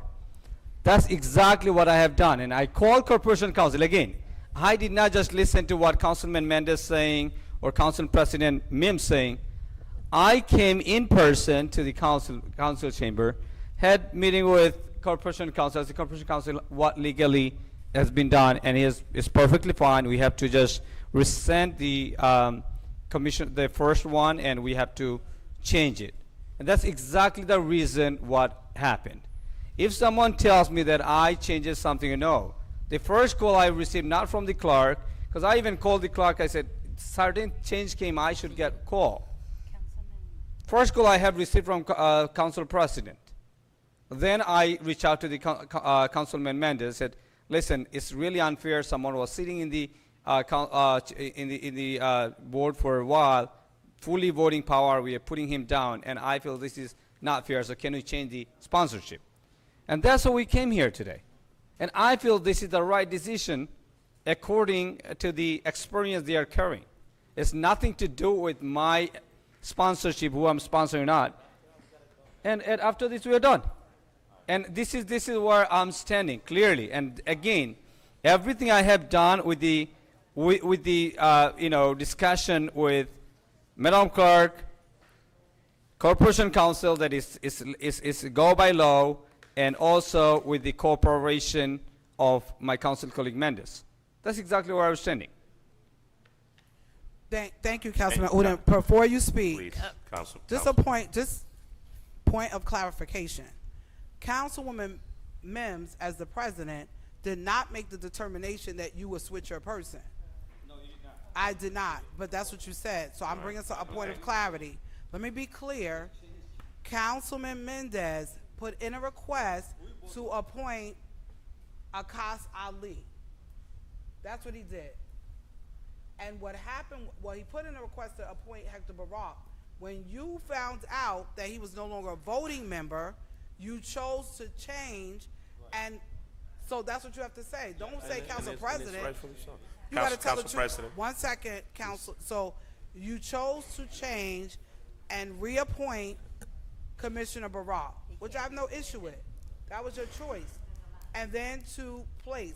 So based on that conversation, that is the way it's identified here, me being a fair Council President, saying that you had your reappointment that is on this agenda. We will amend the item that said that you was the sponsor of the other, now making Councilman Mendez the sponsor. It's here, it's listed exactly that way. Right. There's no conflict. All right, Council President. Councilman Mendez. Thank you. I think Councilwoman Davila, respectfully, I never did respect you. we've been, no, just not, let me speak. I respectfully gonna ask you not to refer Don't to address me if that you don't I'm want me to playing address games. you. I'm No, not no, you can address me disrespecting you. anytime want. Council members, You can address council me anytime members. you want. I've been sitting here Coun- for, let me council speak. I've been members. sitting here for a minute. I've been Coun- sitting here for a council minute. members. If there's one thing that I don't do in this chair is playing game. And when you have another council member referring to the council colleague or what type of game they're playing, I see that so low and so disrespectful. But let me finish with this. Councilman Dean has all the right to reappoint Dr. Brown. I have all the right to appoint these new members of the board. We want to make sure that Dr. Brown doesn't lose voting power, and that's exactly what we're doing. Now, Corporation Council, if something, I'm speaking, please. If something needs to be done, Councilwoman, can you allow me to speak? No, can you allow me to finish? Council members. Now, in conclusion, Corporation Council, if something needs to be done, any additional information, legislation need to be in place before next Tuesday, please let legal handle it, but everything is in here. I don't see why Councilman Dean has all the right to do what he's doing. I have the right to do what I'm doing. I don't know what is the problem here. That's all I'm going to say. So let me just thank you, Councilman Mendez. This was not done haphazardly. I was in communication with Corporation Council to amend the changes that you requested. The items are listed as appropriate. Next week, it will be on regular. We can choose to vote it up or we can vote it down. Councilman Uden is choosing to reappoint Hector Barra as commissioner, and No. is choosing to I gotta get my turn. reappoint him. No, he can't reappoint him. So Hector, so let me explain it because Councilman Jackson just came back. So Councilman Jackson, No, I need so my chance to talk. Flavio I can Rivera explain originally appointed Hector Barra. As you know, he was no longer, he didn't run for re-election. Now Councilman Uden adopts that person. So now he's choosing to reappoint him. It is considered a reappointment. it. No, he It cannot. is. It's a reappointment. It's not. It's not a reappointment. So what happened was last week when we did July 1st, Councilman Mendez had not chose to put anyone. After July 1st, he's now choosing to do Mendez. Uden did on July 1st. On July 1st, he did Akas Ali. That's his appointment. But now, after the fact, they're choosing to change because they realize that. So then, Go ahead. Councilwoman Cotton. Thank you. And as I said before, this is going back 8-9 years for me. I had an appointment that I reappointed who was the former councilwoman person. So I could not reappoint her since I'm a new council person sitting on the board. My appointment now is an appointment. I could not reappoint her. That took her out of being a voting member to an alternate. That's not true. It would have happened. That's not true. It's happened. Well, look, it's not true or not. What it is that on July 1st, you can say not true or not, but on July 1st, he appointed Ali Akasa. Now, regardless, he appointed, and then Councilwoman Mims had her appointment. Councilman Jackson did his appointment. Councilman Mendez had no appointment. Now he came back and realized something that they want to try to change. But the procedure is that Councilman Mendez is not a reappointment. He's appointing the person. Even though he might have been there 6 years, it's still an appointment. No. The person has been there 6 years. It's not a reappointment because he was appointed by Councilman Flavio. Flavio is no longer here. So it's not no reappointment. It's an appointment now by Councilman Mendez, which it is Mendez. Council President, may I? Just a point of clarity. Look, first of all, Council you know, President. some people So are going to say that it's not right. No. But I know Let what legal it to is. please speak. Let legal to please Councilman speak. Men's appointment should move up to a regular. Councilman Uden appointment should move up to a first alternate. and Councilman Mendez appointment would go up to a second alternate. That's how it's supposed to go. So let me why doesn't just, it work Council that way? President. so to avoid the extra conversation, Corporation Counsel, Well, I have an opportunity to speak. Councilman Jackson, I then was. Corporation and then Yeah. So that is incorrect. Tenure is set by the representative on the board because, one, they have training. They're required to go through a significant amount of training. Councilwoman Mims' appointment cannot fall into a voting space because she still is required to receive the adequate training. Councilwoman, please. Listen, when I came on, I assumed Councilman Davis's. Can you please stop talking? Well, when I Jackson has came the on, floor. and Councilman McCoy can attest to this. When I came on, I assumed Councilman Davis's appointment. I reappointed him. It was Gerald Thaxton. Gerald Thaxton was the longest tenured sitting. He didn't become a new alternate because I was the one who was appointing him. The problem that we have now is Councilman Udine, he already made an appointment. You cannot rescind an appointment. Once you make an appointment, you don't have the ability to fire your appointee. If he's trying to rescind, that means he's trying to take back. No, I understand that, but if he appointed someone on the first, and now he's trying to appoint someone else, that means he's trying to vacate his appointment that was already approved. He cannot do that. His appointee is going to have to resign before he can make another appointment. It doesn't matter. He's been appointed. He's been voted on by the council. That's how the appointment is made. The appointment is made by someone who is appointed by the council. Once that person, let's say if I'm not pleased with my appointee, I don't have the ability to say, you know what, I'm removing you. You cannot remove an appointee until their term is expired, unless the appointee resigns. You can't just come in 2 years in, I'm not happy with what you're doing, I'm going to remove you. You cannot remove a sitting commissioner. The commissioner is going to have to resign. If Councilman Udine put someone else in, and then today you don't get 2 appointments, you get 1 appointment. And a person that he appointed on the first is still appointed. That person is going to have to resign for him to be able to appoint someone else. So, Has Council nothing to do President. with- I'm just to bring some clarity. The item on the agenda, if you take a look at it, it is not a rescinding. It is amending the resolution because we're changing the sponsorship name. So instead of Uden appointing a cause, Mendez is now appointing a cause. You don't get Council to do President. that. You don't Council get to just President. amend. It was been voted on, and that person is appointed. So for the following meeting, to make the necessary corrections, there needs to be a rescinding. Council President. One second. You can't rescind an appointment. One second, Councilman Jackson. Due to the fact that Councilman Uden is choosing to not appoint a cause, he's going to allow Councilman Mendez to appoint him. We would have to rescind a CASA's appointment in the next meeting. Then we would have to appoint a CAS under Councilman Mendez. We would also need to appoint Hector Baral, and then Vivian Gaines now goes on as a voting member.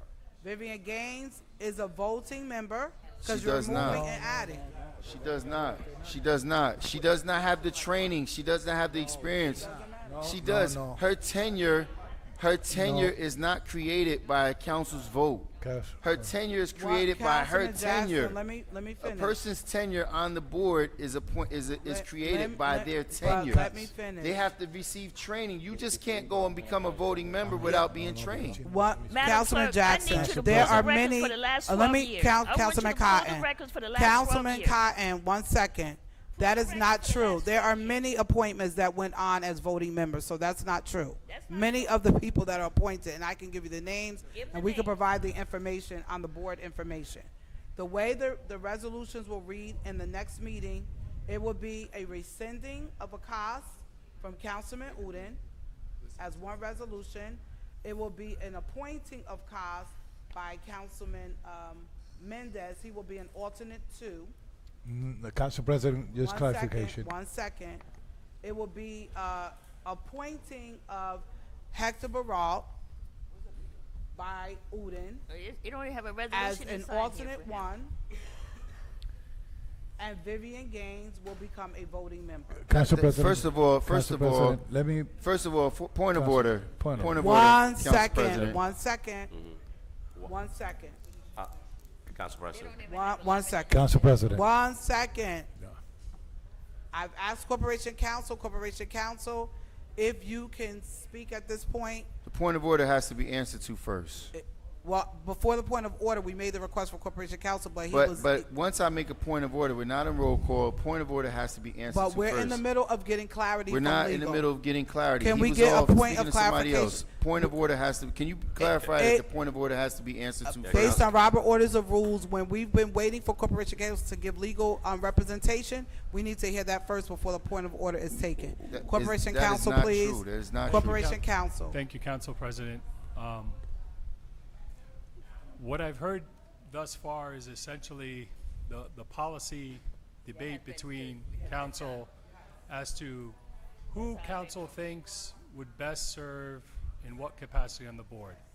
The law is that the council appoints the members of the board. The law does not delineate how you designate an alternate versus a full voting member. How that's been handled by this council is a custom. It's not a law. It's not a rule. It's not a regulation. It's a custom. And my understanding of the custom is that when you have a newer board member, a less experienced board member, they are normally designated as an alternate. And the more experienced board member, whether that's an alternate or someone else, gets put in a voting position. Now again, I'm not explaining the law here. The law is that council in its collective wisdom makes the appointment as to who they want a full voting member and who they want to designate as an alternate. How the council arrives at that conclusion is a policy and custom that's not enshrined in the law. So Council with that being President. said, Madam Clerk, this is how we resolve it. Council President, before 1 you. second. before 1 you second. This is Council how we President, resolve. before you 1 rules. second. I 1 need her to second. pull the records for the last 13 We years. will- That's all. We And the will record's gonna show. rescind Akas Ali, as we stated, from Uden. We will appoint him by Mendez. Akas Ali will be an alternate 2. We do nothing with Vivian Gaines. She's already an alternate 1. And we will do your appointment to it will be an appointment for Hector Baral, who will be a voting member. That's correct. That's what I was. And then let me put this on record. That will be next week. That's Hector not the- Baral that is not the and correct way. Akas Ali And I'ma will I not hope be some able to people be come down sworn here. in until after the vote next week, because we have to vote on them first. So that's how it will be. We don't need to bring Vivian Gaines back to the agenda. She's already approved as an alternate 1. That is how it will go. And next week, those items will be on regular. We can determine to vote them up or down, but that's what it is. No, but why you want to bring Vivian Gaines back? No, she doesn't need to come back. She's already an alternate. Oh, 1. okay. So with that being said, can I have a motion to close? Move. Move to close. Move We to didn't close answer by to the point of Councilman- order. Council President, you don't just get to arbitrarily my decide how apologies. things are running here. My apologies, Councilman Jackson. First of Councilman all, Jackson. for the point of order and Corporation Counsel, if I may, the Council President doesn't just determine how things are going. We work as a consensus. That means the Council in a totality has to decide. The Council President does not just arbitrarily just get to decide how things are going to go. That's not how it works. And customs and practices of the Council are very valid. The past practices, and if anybody is missing on some of these matters, you can reach out to Ms. Jane Warren, and I'm sure she can educate you on the custom and practices of the Council. They're very much so warranted. It has to follow through how the way the common practices have been. Now, the only point of clarity that I would like for you to add, Corporation Counsel, is once a board member is seated, once a board member is sworn, is adopted by the council. For example, if a board member who has a 3-year term and they're serving for 2 years, within the law and or the practices, can a board member be removed by its appointing authority? May I, Council President? Absolutely, Corporation Counsel. Thank you. So, and I'm just trying to put this in very straightforward and simple terms. The council appoints who they want to the board. In a situation where you're taking an alternate who has a 2-year term, I'm not referring to an alternate. just hold on, I'm giving you an example. To the extent that you have an alternate and you're essentially promoting that person to a full 4-year term, that's a promotion, and that gives that person more rights and extends their tenure on the board. So that person theoretically would not have a claim or an argument that they are being disenfranchised or minimized in any way. In a situation where you're taking a full board member who has a remaining term, and you're taking that board member as a full board member, and you're relegating that person to an alternate, which is a 2-year term, so you're taking them from a 4-year to a 2-year term, say in year 3, arguably that person may have an argument, and I want to be careful here because I'm advising the council, arguably that person may have an argument that they have been disenfranchised in some way, and that would be up to litigation to decide whether or not that person actually has a property right or an expectation to finish their term in light of our municipal land use law and the state's law. So if in the simplest terms, if you're taking a 2-year and you're making them a 4-year, that does not implicate any property rights or disenfranchisement because you're promoting them. If you're taking a 4-year term person in the middle of that 4-year term and you're relegating them to a 2-year position, or at some point, then that is technically an issue. So, for a point of clarity, that's not my Councilman Jackson. question. So, and to that point, if the term has expired for someone that I appointed to first of all, these terms aren't for 4 years. I'm not sure, but 3 years. But if a term is expired, like for example, when we were appointing constables, we had an option to appoint them for various time spans. Once the term expires, I'm not taking away from whatever you have possession of by then appointing you to a lesser term. Because essentially, you're not entitled to the appointment. I don't have to appoint you. My question is not that. My question is, if I appoint you to a 3-year term, and I'm unhappy with the way that you have been rendering your vote, can I fire you and remove you from your 3-year term in the middle of your 3-year term? Now, from the way it was outlined to me when I came on with Councilman McCoy, Morris was in place, and Madam Warren was here. Once a person is appointed to their term, they cannot be removed until their term is expired. That is the question there. Council President.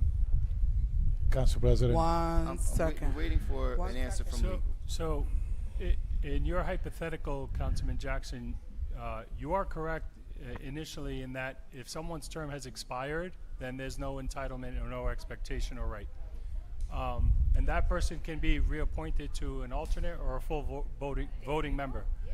However, to drill down on your point where the council wishes to remove someone whose term has not expired as a full voting member,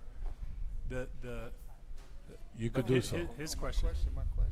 So that would depend on the circumstances and could possibly be problematic. If it was for cause, if there was some issue that the council felt like it needed to deal with and there was appropriate notice, opportunity to be heard, and due process, then I do think it's within the council's purview to do that.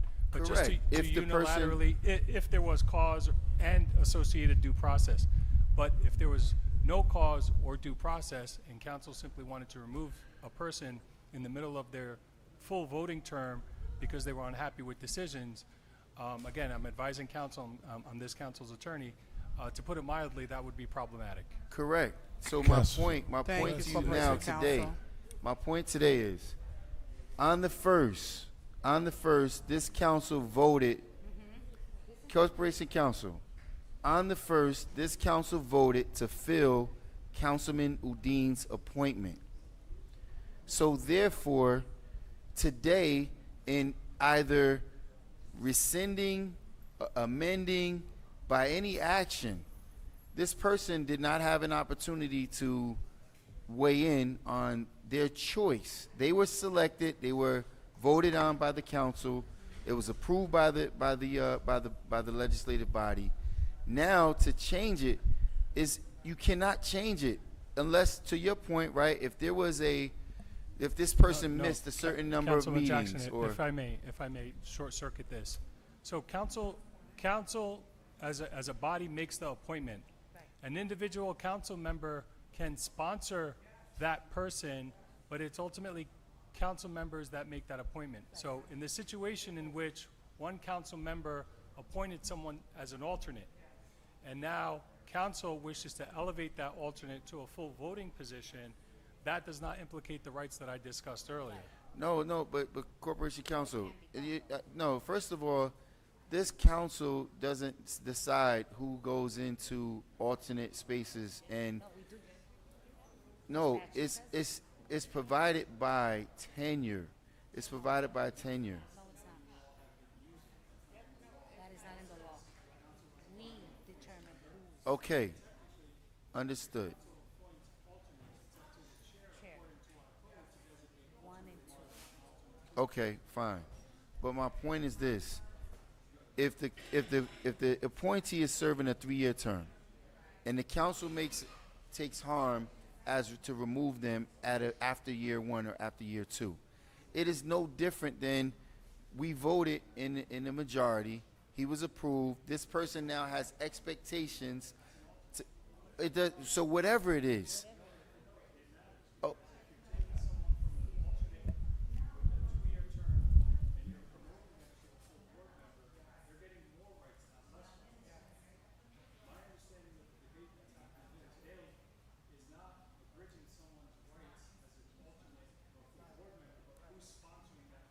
No, that's not what's happening.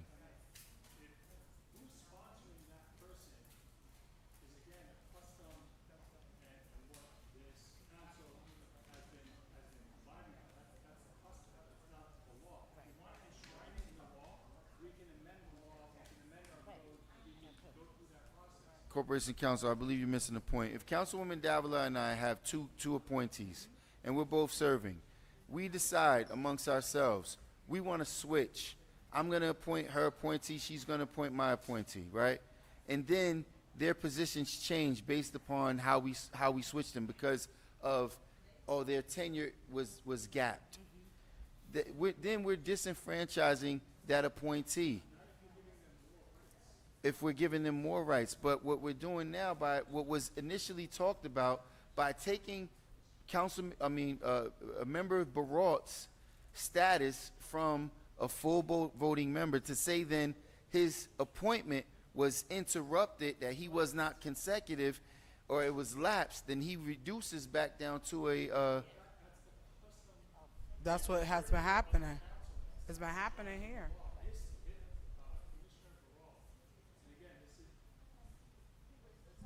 Commissioner Baralt, and I would like the council to think of this, emancipate the law what is legally required, which is this body to appoint a member. Emancipate that from who appoints them. And so Commissioner Baralt, his term expired.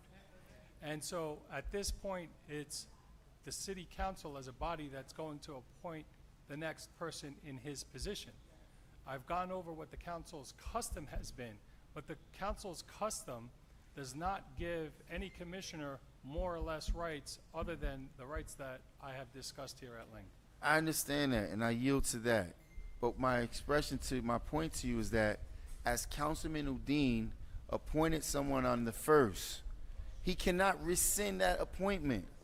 That appointee must resign.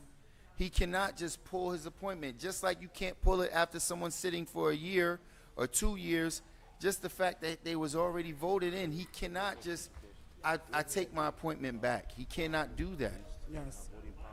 My understanding is that that's not what's necessarily occurring. What's occurring here is they're changing the sponsor of the appointments. And again, that goes back to the custom of this council. And Yes. unfortunately, I have nothing else to add on this point. Thank you, Corporation Council. I'm Motion, happy to motion Move to close. Move second. We have a motion to close by Councilman Velez, second by Councilman Mendez. Roll call to close the meeting July 8th. voting right. He's going to. Madam Clerk? That's not the good. Roll call to close the workshop session What- of July. 1 second. I just want to say, because I see Ms. Santiago is back, and I just want to say that Councilwoman Mims, I did visit your home. I was at the walk as well. I don't know if you remember, but I saw your mom and everything. So I will definitely, I think my aide gave you my card, and just, I know, you did, very respectful. So I'll make sure you get my card, and I'll reach out to the school, because I know they were very active. I'm not sure what happened, but I will definitely check, because I know there was a change in leadership at the school, and that could be possibly one of the concerns. But I'll definitely check it out on tomorrow, because I'm working I work in the education, so I'll check for you tomorrow. Okay, Madam Clerk, roll call. Roll call to close the workshop session of July 8th, 2025. Councilwoman Cotton. Thank you, Madam Clerk. Before I close, I just want to say to you, Madam Clerk, I need you to pull the last 13 years of the Board of Adjustment, so I can show my council colleague. Speak louder. I She can can't show hear you. my council colleague how it went for the last 13 years of being a member of the Board of Adjustment. It is not like we have anything against any of the names that are being mentioned here, but we just want to go by procedures and how it has been done. So if you can do that before the next meeting, I can't see her. I didn't hear you. You hear what I say, madam? You can't hear me? No, speak louder, louder. Okay. I just You want me to put it in writing? No, I just need you to pull the last 13 years because I remember when I put a voting member on, and she was not my reappointment, she was my appointment, and she went back to an alternate. Oh, goodness. Okay. You know, I just want to thank everyone for coming out here today, speaking. You know, there was a lot of things said. You know, for those people that lives in Texas, my heart goes out to them. You know, let me just say, you know, we as council members up here deal with tragedy too. We have tragedy in our lives. Things happen to us, and we don't always talk about it. You know, we may talk about it to certain people, but things do happen to us. And you know, I remember as a kid growing up in the South, even though I was a northern girl, but I was a northern girl, then I had to go down south every year to work on a farm that wasn't, it was my uncle's farm. But there's so many things that are happening now, and I thank God for us to, so far, to live in a part of the country that we haven't had devastation like other parts of this country that we have. Also, I just want to say to you too that everybody saw that mega bill. I don't know what they call it, mega bill, whatever bill, with President Trump, whatever bill. I mean, I think that people may not see it, but it's getting ready to happen.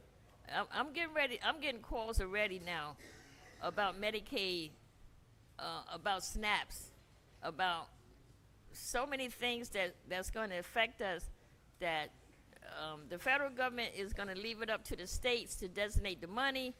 It's going to be a lot of stuff that's going to get ready to happen.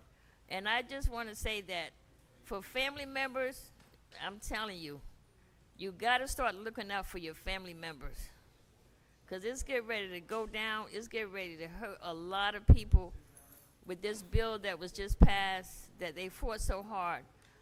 I just want to say to some of to Miss Santiago, I really didn't know about the march and why the school system did not do it or why they didn't have the walk, and they should have. What I find sometimes,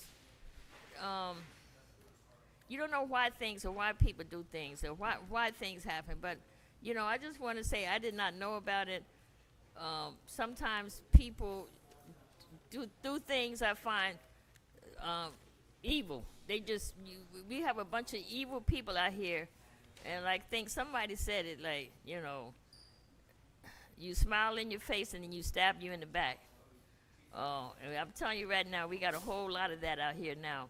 But with that being said, I just want to say too that my doors have always been open. My doors have always been open. Maybe I'm more of a quiet type person.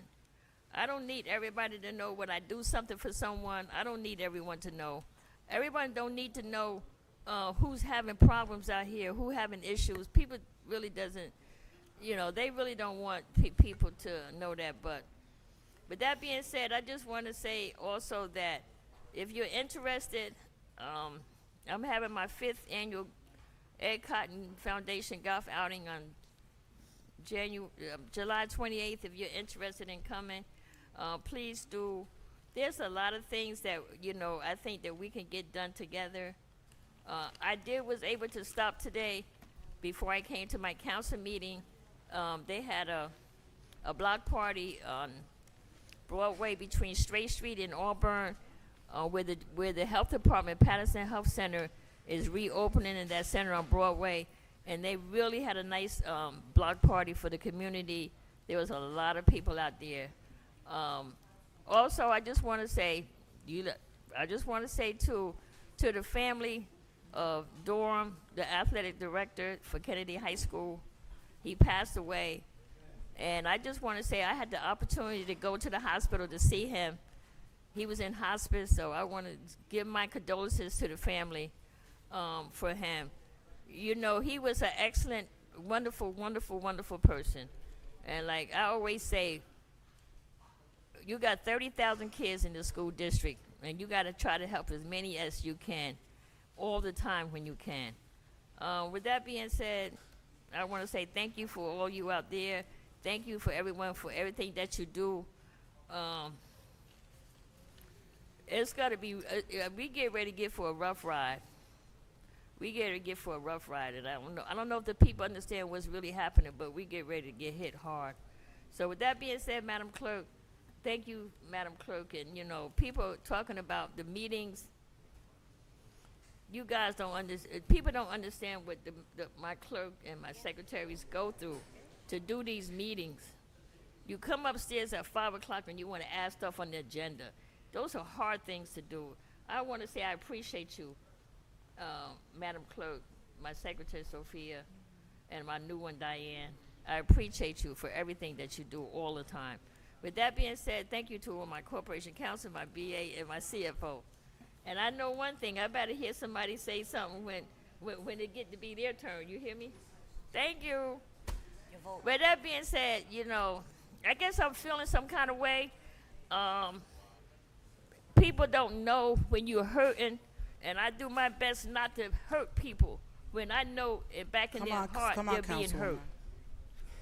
With that being said, I don't want to hear another word. With that being said, Madam Clerk, my vote is yes. Thank you, Councilwoman. Councilwoman Davila. Thank you so much. First, I want to start by commending our council president. I know we would have been out of here before 10, but I do know, and it's important that each one of us has our closing time. So I appreciate Councilwoman Cotton and the next council members that will be doing their closing remarks. I'll keep it short. I want to thank the 16 members of the community that came forward and put forth, their questions, their concerns.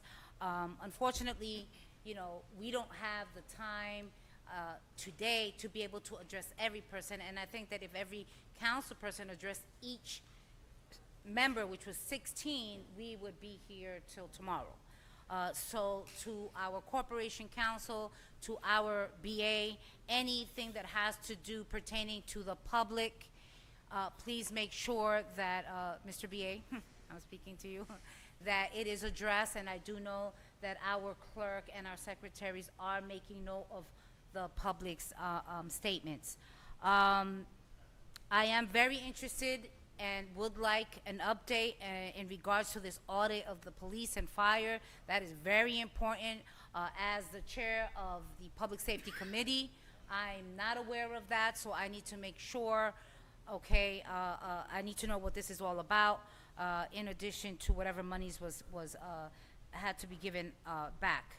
I do want my council members to be aware, we discovered there was an issue with the dates. Our council meetings are every second and third Tuesday of the month, and they were advertised as the first and second. So there is going to be an amendment. The month of July was correct, and the month of November was correct.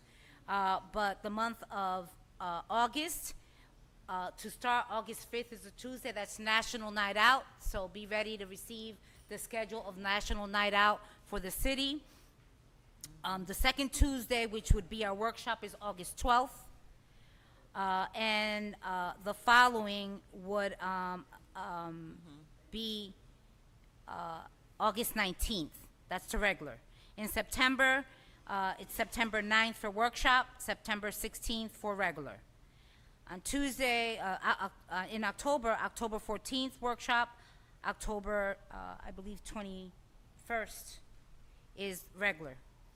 The Thursday meeting is correct, which is after Election Day, November 6th, which would be that Thursday is our workshop, and then the following week, Tuesday, November 12th, would be our regular. The following week, we would be at the League of Municipality, and then it's Thanksgiving. In December, we have December 9th workshop, December 16th as a regular, and if need be, and there needs to be a closeout meeting, then at that point, we would choose that following Tuesday, which I think it's the 23rd, and I don't know if we would do that, but you know, we can further discuss that with Council President in terms of a closeout, but that would be in December. So I just wanted to put that on record, and I know that Madam Clerk, we did have a brief discussion, and she'll be making the update and sending it to all the entities to update our website and update, you know, our assignments as well as the dates on the back of the assignments, the meeting schedules. I'm looking forward to Saturday, August 2nd.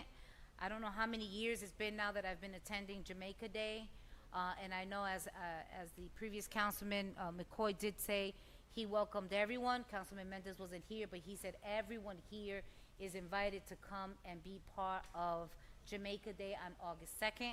So I'm looking forward to that. In addition, I want to end kind of in a sad note because this was someone very special. July 4th,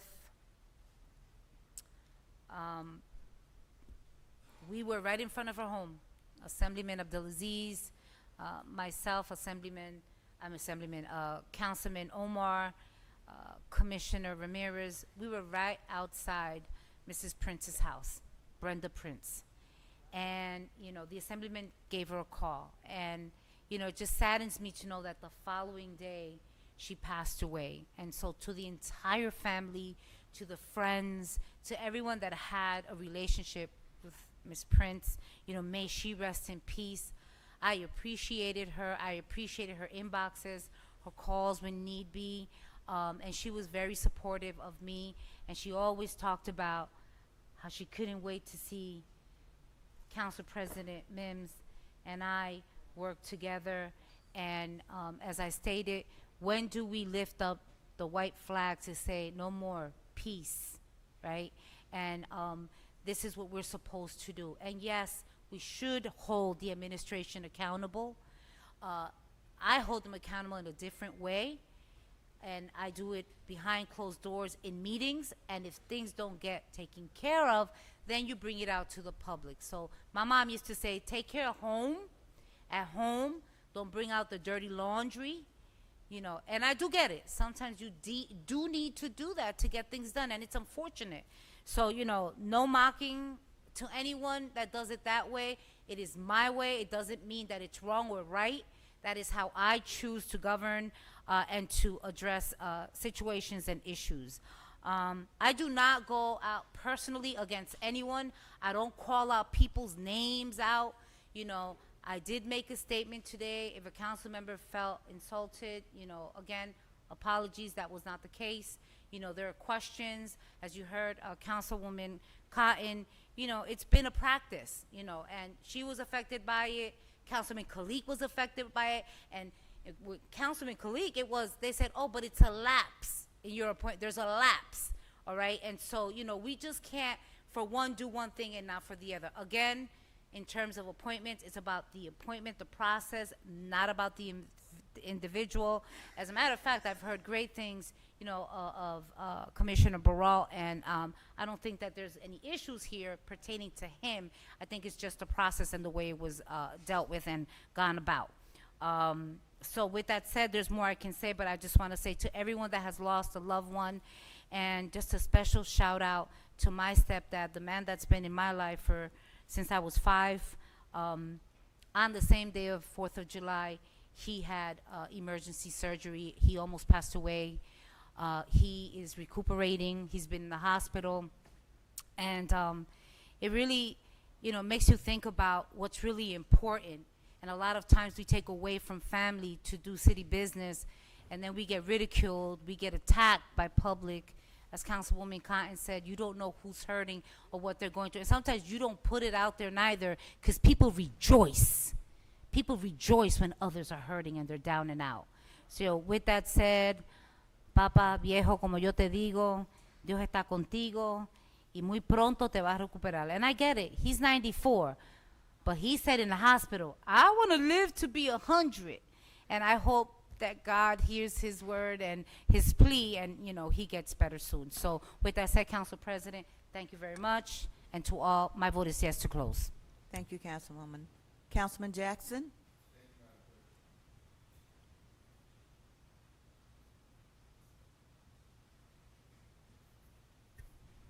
So, I'm sorry.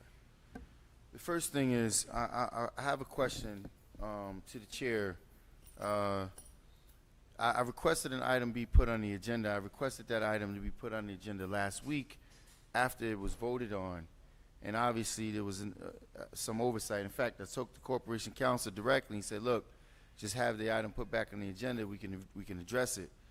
I don't appreciate the fact that this item to allow for these 3-family houses within the first ward, none of my residents are in approval of that.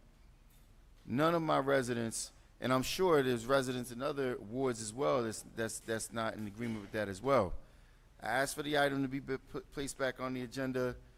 Council President, I'm not sure why, because once again, any council member has the ability to put any item on the workshop agenda. So that I'm very disappointed about, because the administration, if there's one time they bring up an item that's after Friday and it gets placed on this agenda, I'm gonna take issue with that. You know, this item needs to be readdressed. I do not. First ward is crowded enough.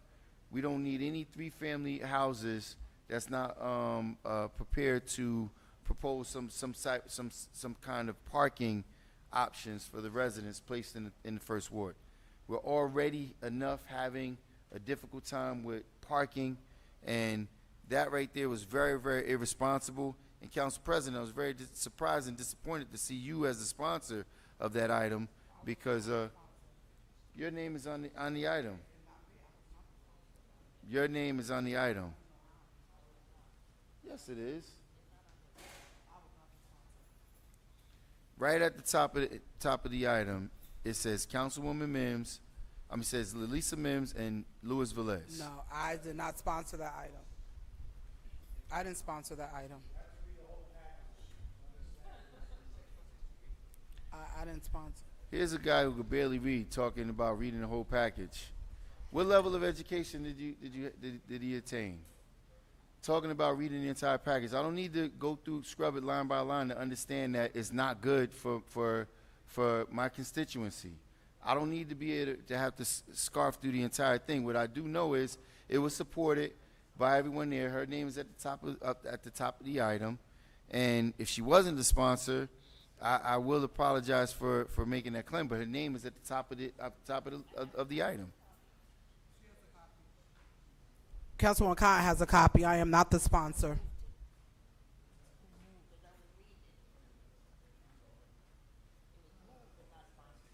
It was moved.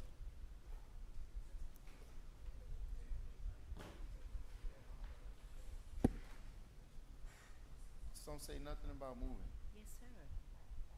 Yes, sir. Look it up here. This is the council person that moves it and seconds it. Okay? Sponsored by. No? It's only the top. Not that. Okay, I will apologize for that. So, the person who moved it and supported it, we're in the first ward. We're not looking forward to this. We don't. I need this back on the agenda to be readdressed. And the fact that it was put, first of all, how could somebody move it if it was placed on the consent agenda? This got voted on in the consent agenda. This didn't get addressed individually. This got voted on the consent agenda. So, anyway, this item needs to be readdressed. I can't. I'm not going to sit still while these construction projects continue to overpopulate the area.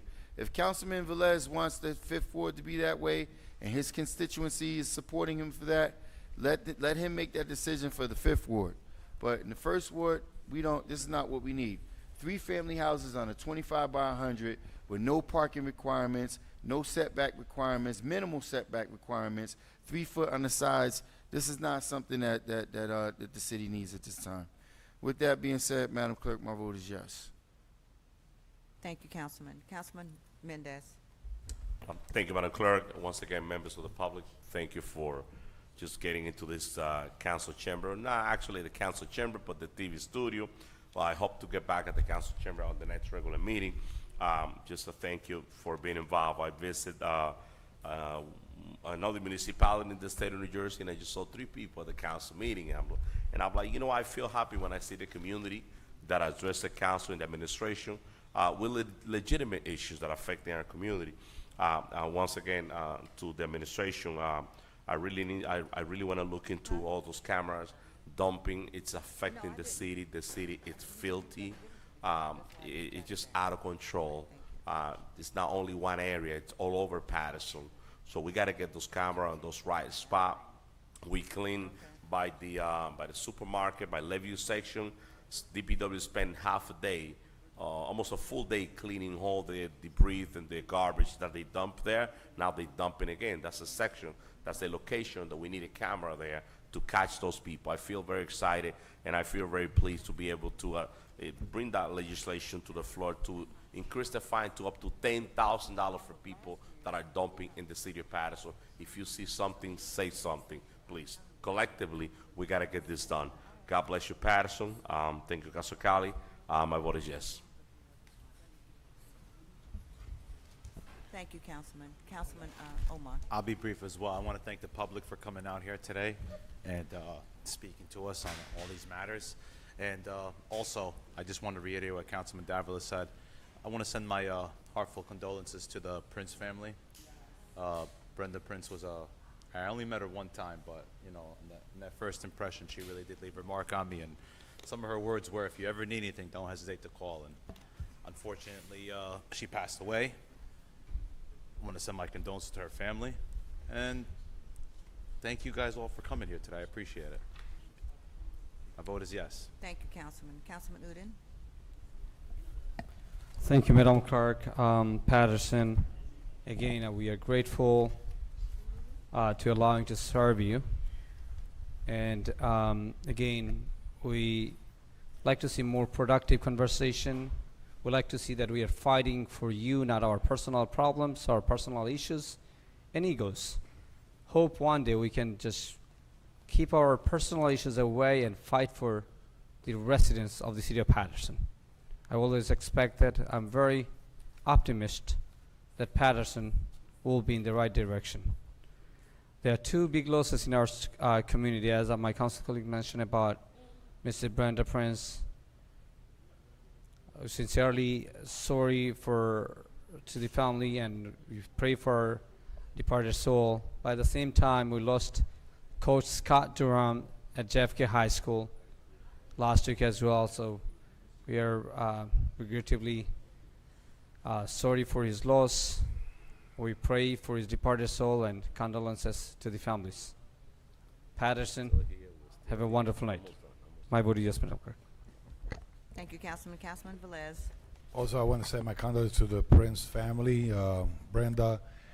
We gonna miss her. If you follow her Facebook, everything that she put on Facebook was birthday greetings and positive notes. You never saw her sharing negativism and nothing like that. I still have message in my phone when she used to text me concern of the block where she lived regarding the garbage, regarding they missed a pickup. You know, some people don't know. We got relation with people out there. When thing happen, it really hit hard. It hit hard to us because those are people that always you could mention that they never had a word of criticism. They always have a word of encouragement. But when she had to tell you, do this right, you do it right. So she's going to be missed. My condolences. Hopefully, if the family could get in contact with us and let us know the arrangement to be able to be supported in that moments of mourning. Also, our condolence to even that probably no one in Texas watched this meeting, but it's hard to go to a camp and not come back with your child.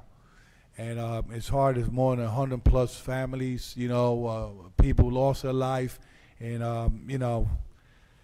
it's sad. It's sad. That's why every day just go to bed, kiss and hug your family, and you have to forgive people you forgive. This is life. You don't want to go to 7 feet under without having something in your heart. I just want to clear the record here, Councilwoman Davila and I. As you notice, those that look at us when we was hugging and kisses, it's because we like that, right, sister? Right? Because we have to squash things and move forward. Because there's other issues in the city that are. I'm not gonna follow Councilwoman Min's instruction, but I'm gonna follow my heart. Just kidding. Just kidding. Just kidding. Let's remember. Remind everyone. August the 3rd, Jamaica Day Gospel Fest. I know I was not contracted to sing gospel music, but next time he will have the first Latino singing gospel music, Councilman McCoy. But I will be there like always supporting your event. Please come out and support. There's going to be a few events in the city of Paterson from this week moving forward. Please enjoy. Look at the calendar, the city calendar, and make sure you attend. There's going to be a lot of events and headquarters for kids and family this couple of weeks, and there's a lot of events in the city that you could enjoy. Stay safe out there, please.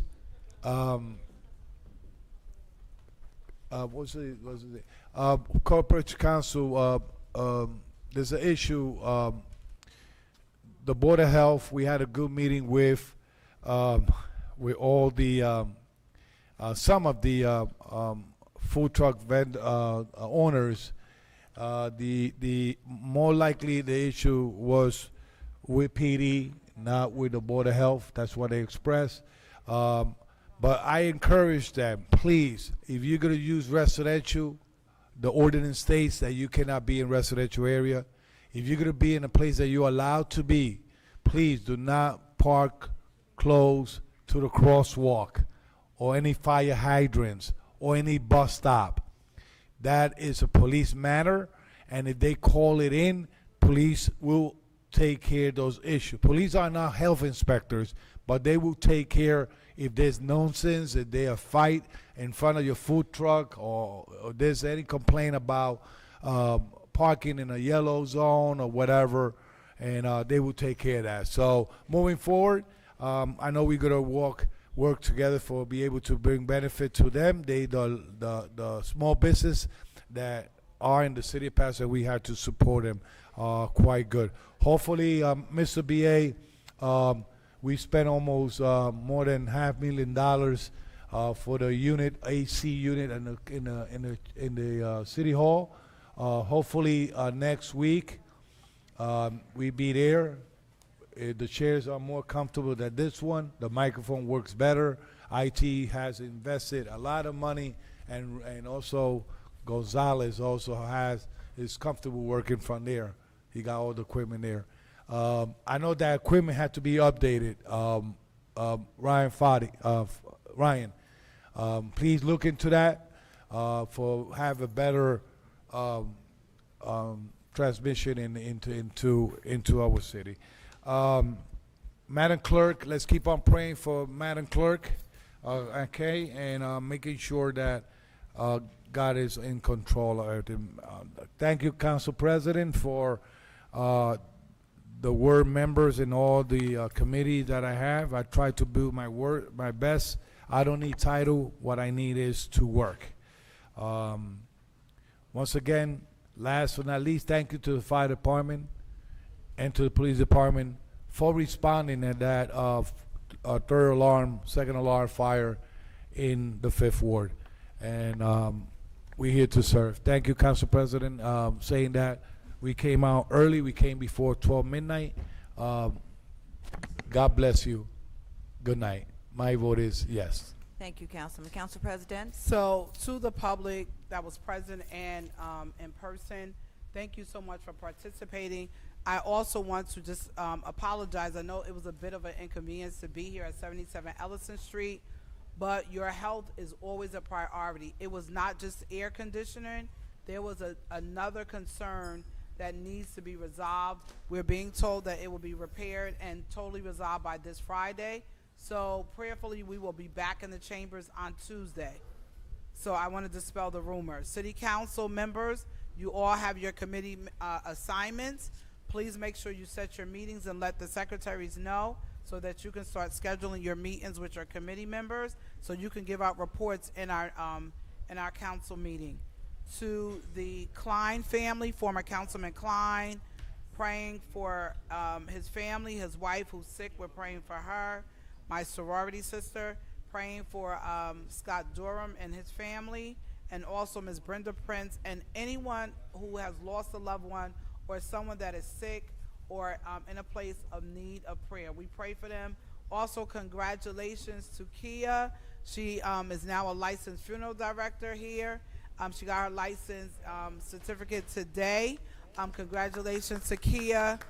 Libra Sine, as her name is on social media. So to DPW, IT, Madam Clerk, secretaries, Corporation Council, BA, CFR, council colleagues, and everyone involved for transitioning, and our police officers transitioning us from City Hall here. Thank you so much. We are out before 10:30 so that we can move and shift all this stuff together. And closing, my final comments. We may not all like or agree, but let's learn how to love and be the change we want to see. God bless you. My vote is yes. Have a great night, everyone.